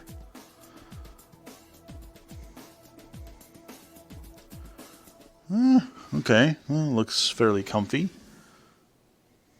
Some kind of a gaming chair. Now, one of the absolute best parts about being sponsored by iWin for the PC Gaming Show is that I get to sit for this next segment and talk to you about Terraria.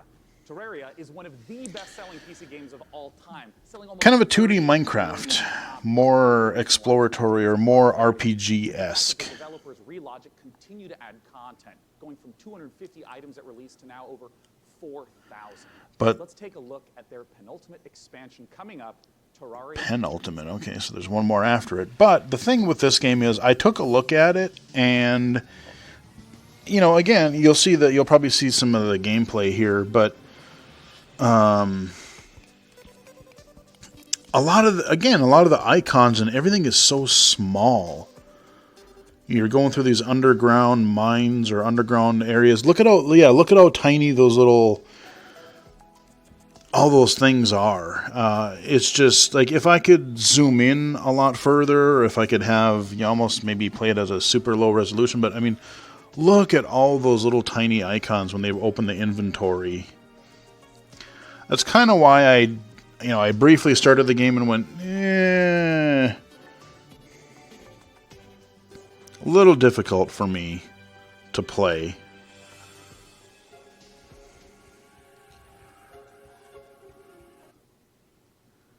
And our stream is going to choppy again. Okay, well, guess that's the end of the trailer. We got. Next title that we're going to be looking at is a game that is the spiritual successor Got about of Her Story. It's called Telling Lies. Ooh. By Annapurna Interactive, and joining me to talk about it. Okay. Game director Sam Barlow. Her Story was a neat game. Marshall Green. Welcome, gentlemen.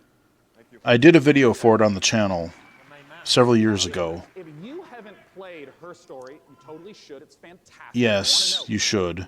It is a game where you watch live interactive video in order to uncover what happened with a murder. What is it that's going on in Telling Lies? What's the premise? So, like Her Story, Telling Lies is a game in which you watch video footage to piece together a story. And this time we have a woman who has stolen an NSA hard drive, which contains secretly recorded, intimate and private conversations between our 4 characters. Something has gone terribly wrong, and it's up to you to figure out what and why. It's time to take a look at some of the gameplay mechanics and see Telling Lies in action. Let's take a look. See, now this is a game that, if the interface could be accessible, especially if you're listening, I don't know if you have to pick up on visual cues, but this is something that could be potentially made accessible to a blind player. Her Story absolutely could, because it's... Once upon a time. It's late. I gotta get her in the bath. I don't love you and I don't miss you. You already know too much.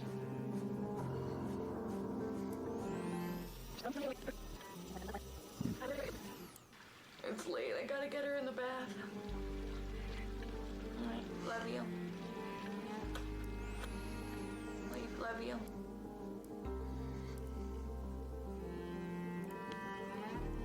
I've only ever been in love once.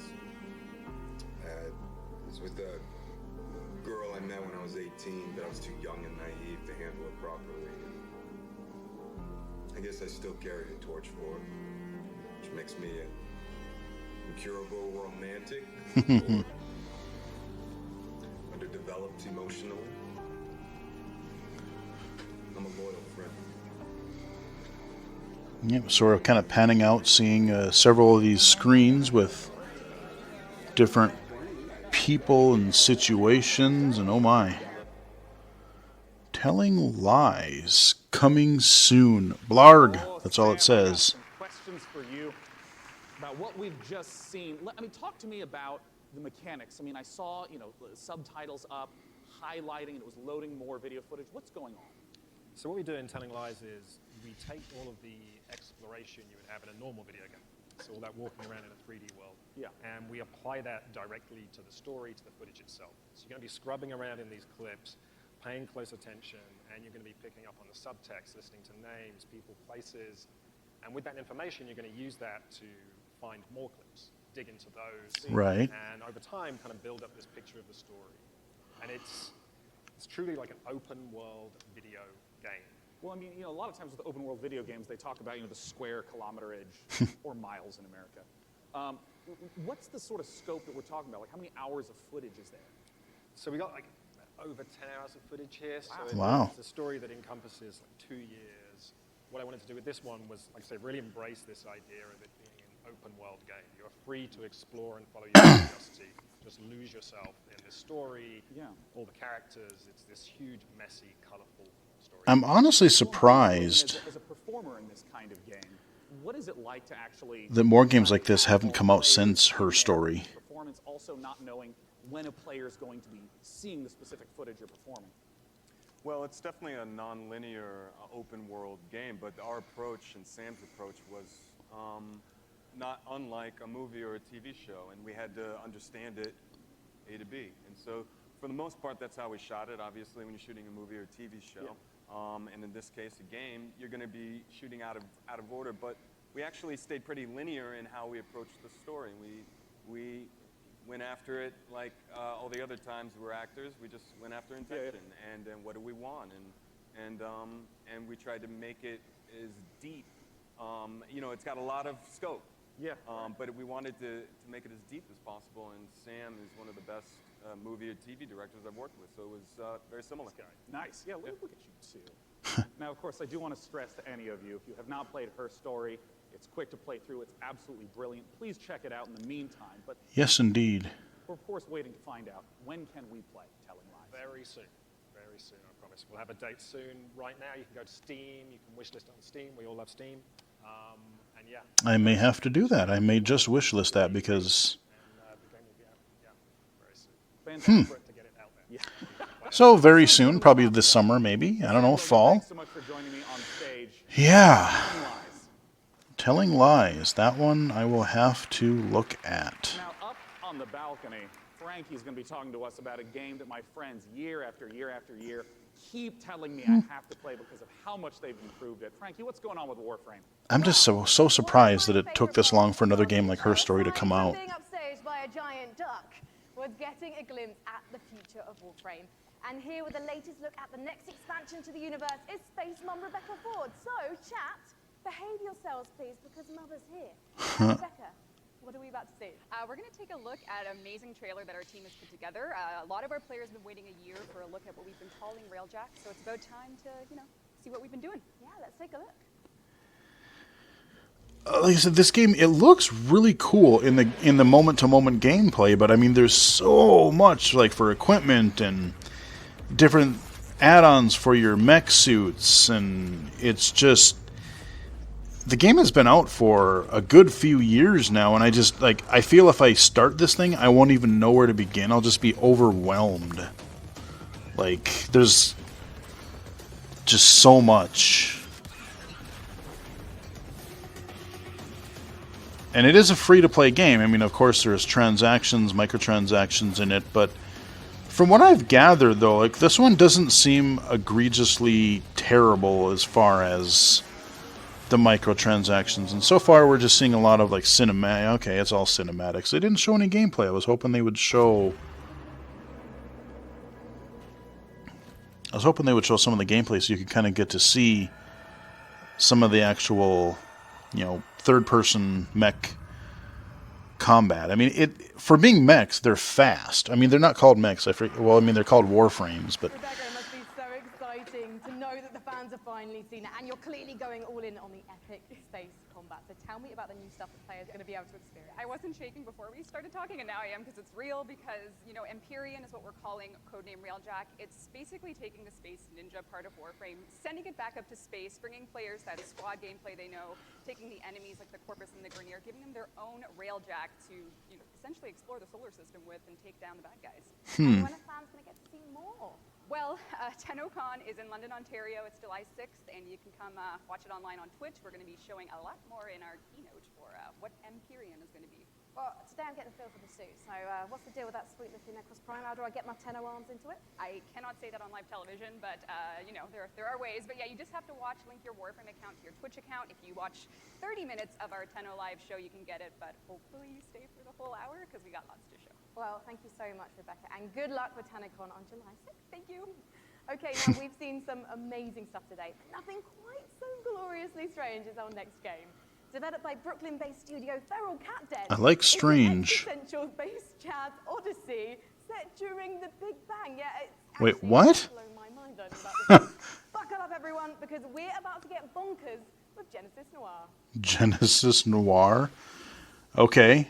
I like strange. Yes. During the Big Bang. Okay. Kind of a black and white. Okay, I see where the noir is coming from. What? Okay. Like, kind of... They're almost like little... They almost look like shadows or like silhouette people. What in the... I don't even know how to describe what's happening here.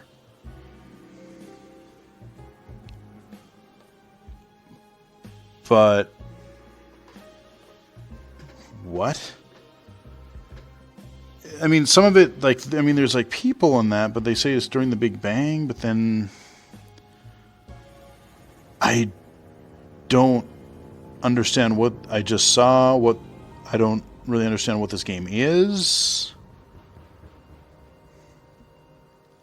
but consider me curious. Genesis Noir. Genesis Noir, just beautiful, stylish art. The next game we're going to take a look at Okay. is a twist on the stealth genre. Apparently It's that's called El Hijo, where you play that's not as coming out for a while, 6-year-old trying to probably. escape a monastery and find your mother using toys and tricks to avoid monks. Let's Huh. take a look at this gorgeous spaghetti western inspired project from Studio Handy Games. Okay. I suck at stealth games for the most part.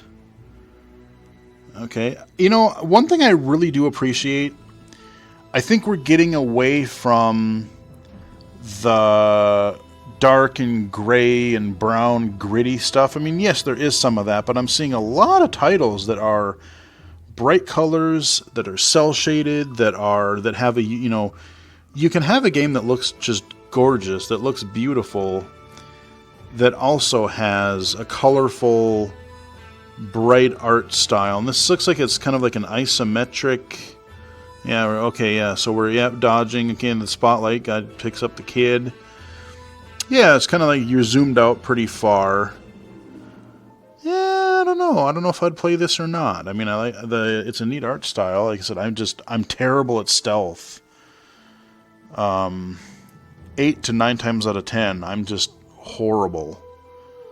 So whether this would be something, you know, depending on the buzz that it gets and how user friendly it seems to be, it may be something I check out down the line, but you know, not clamoring to play it at the moment.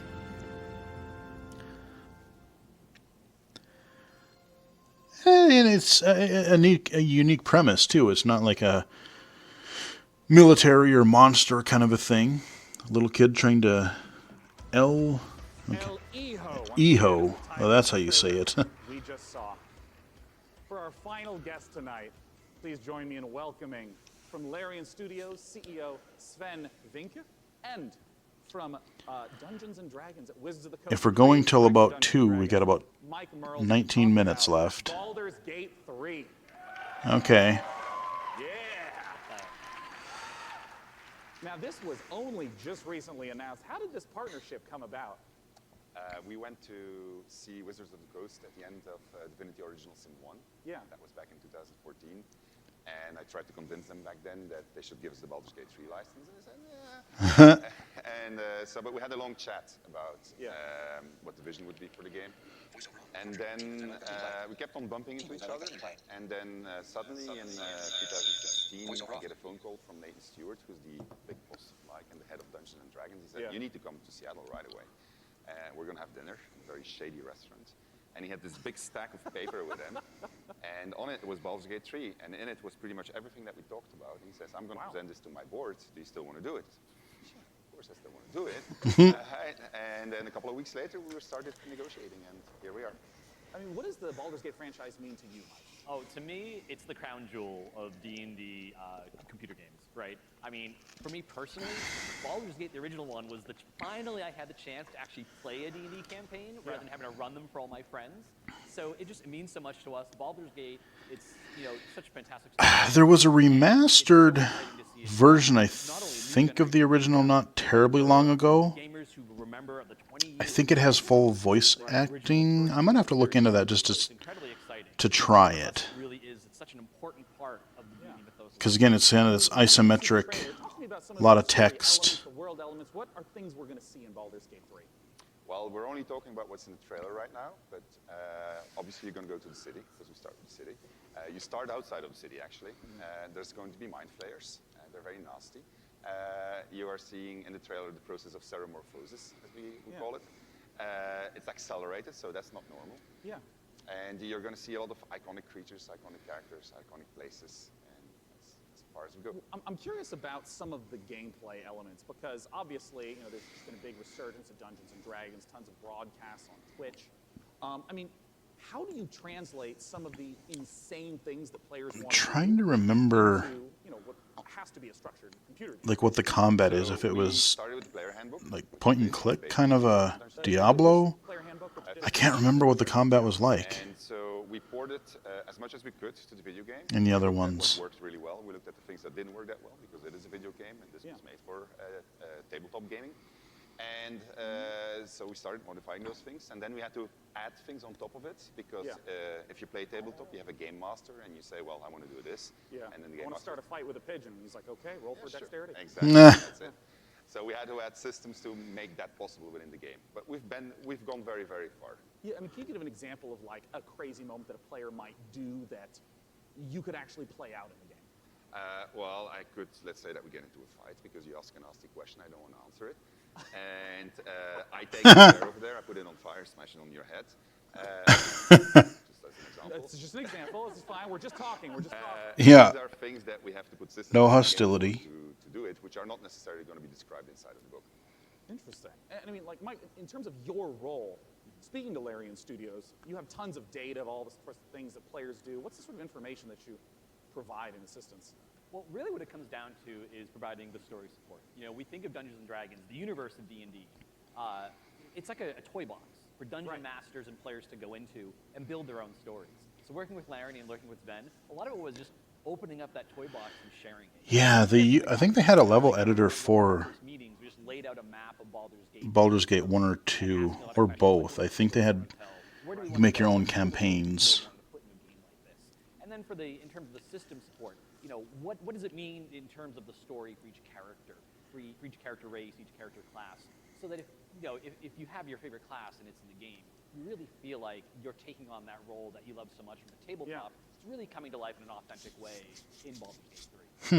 And we're going to talk in a moment about Baldur's Gate 3. Probably a long way off. We have a second game that we want to talk If I had about it. on a new technology known as pencil and paper. I understand that there is a tabletop prequel coming for Baldur's Gate. Exactly. So in Baldur's Gate, we think there's one saga, all the different games coming together to tell one grand story of this city. So on September 17th, we're releasing our next tabletop campaign, Baldur's Gate: Descent into Avernus, and it is the next chapter in the Baldur's Gate saga, and it's a prequel to Baldur's Gate 3. So if you haven't played Baldur's Gate, I've always kind of wanted to try Dungeons and Dragons. A couple friends and I tried to do it over Skype a couple years ago, but we just none of us had enough time to really dedicate a regular day during the week to do it.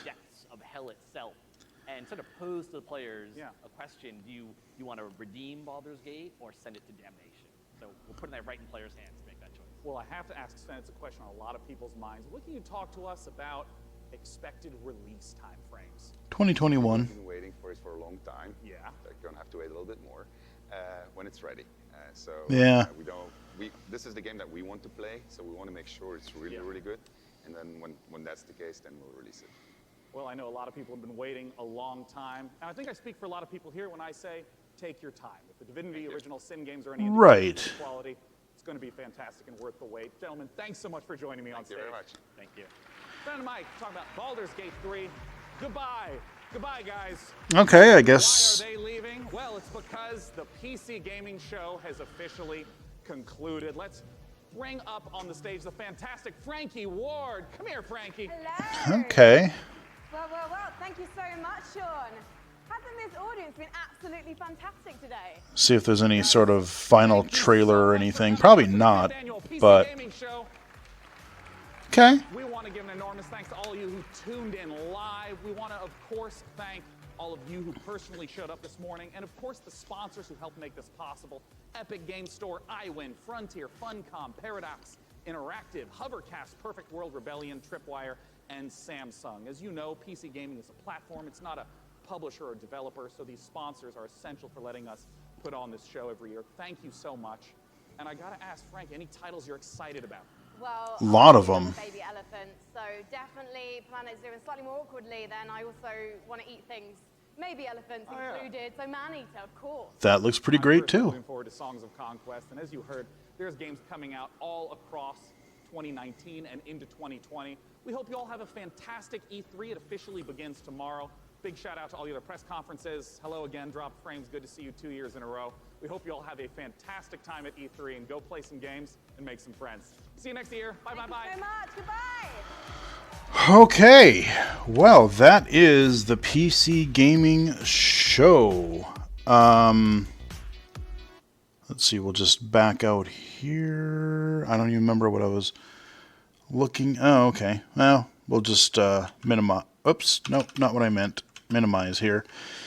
So yeah, that is the PC gaming show. Probably one of the longest shows that we're going to see. I doubt that Ubisoft or Square Enix are going to be as long later today.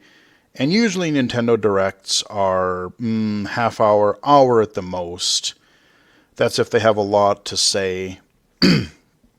And I already sort of know, like the last couple of years, they've been really focusing on, you know, sometimes they have their separate Indie events, sometimes they have a few other announcements, but I know they're focusing on Animal Crossing and the Zelda game that's coming out later this year, and probably Mario Maker a little bit, maybe. I'm not sure, but we'll talk about that tomorrow. Wrapping up the PC gaming show. Like I said, I was kind of, I don't know, starting out was a little meh. But once they started getting into the flow of more game announcements, and there were actually quite a fair bit of gameplay. You know, I mean, yeah, it was cut with a lot of pre-rendered stuff or a lot of cinematic whatever, but there was a fair bit of gameplay. God. Like I said, I can't even remember all the games that we just saw. I mean, like they said, the shark game, the Maneater looked cool. I'm really intrigued about that Ghost one. I mean, for being a multiplayer game, that just sounds sort of unique, and I hope it's as fun as conceptually as it sounds. So I'm kind of curious about that Midnight Ghost Hunt. And like I said, there was that... I should probably look into that. What was it called? The zombie... It was from the Sniper People. Because it was like Zombie Something 4. So apparently there are 3 others in the series. I'm kind of curious to see how those play. I might have to look up a video review on YouTube just to see how the other ones play. What kind of mechanics they are. Can you do like a solo thing with AI? Can you do like, is it multiplayer? Is it just like you're in a place and you have to defend it and survive? Do you travel from one place to another, a la Left 4 Dead or Vermintide? The versus mode in Vermintide, I don't know. Maybe, maybe not. Like I said, I'm not so sure about... Like just said, multiplayer, I don't have the time to devote to get good to keep up with any multiplayer games right now. So I typically, unless I really get sucked into something... You know, multiplayer games are a little bit harder to dedicate my time to remain at least somewhat competent and competitive. But Chivalry 2, we still got Mordhau I got to play sometime soonish, but I'm all about Chivalry 2. That looks like it could be really fun. It looks like they're adding all kinds of new things, and if they sped up the combat even more, added more people... I mean, shit got really crazy. You get in some of those giant battles, you got people yelling and swinging axes and swords and doing crossbows, and I had a pretty good stretch of time there where I was having a lot of fun with Chivalry. So yeah, I mean, there's, like I said, the Vampire The Masquerade Bloodlines 2 coming out, Borderlands 3, little Shenmue. Did not expect to see Shenmue 3 there, but that was pretty nice. Complete with cheeseball, English voice acting. Even Ryu had a little bit of kind of stilted dialogue, like, I am going to talk like this because whatever. So, you know, is it going to go from what Shenmue was to some, like, you know, award-winning voice acting or storytelling? I don't know, probably not, but you know what? Some of the camp, you almost have to have that as part of a series. You know, it's part of the odd charm that Shenmue has. So I'm going to let you guys go because I'm getting hungry and I haven't eaten anything yet today. And I am going to quick chow down on something, and we're going to be back probably in about a little over a half hour, 45 minutes.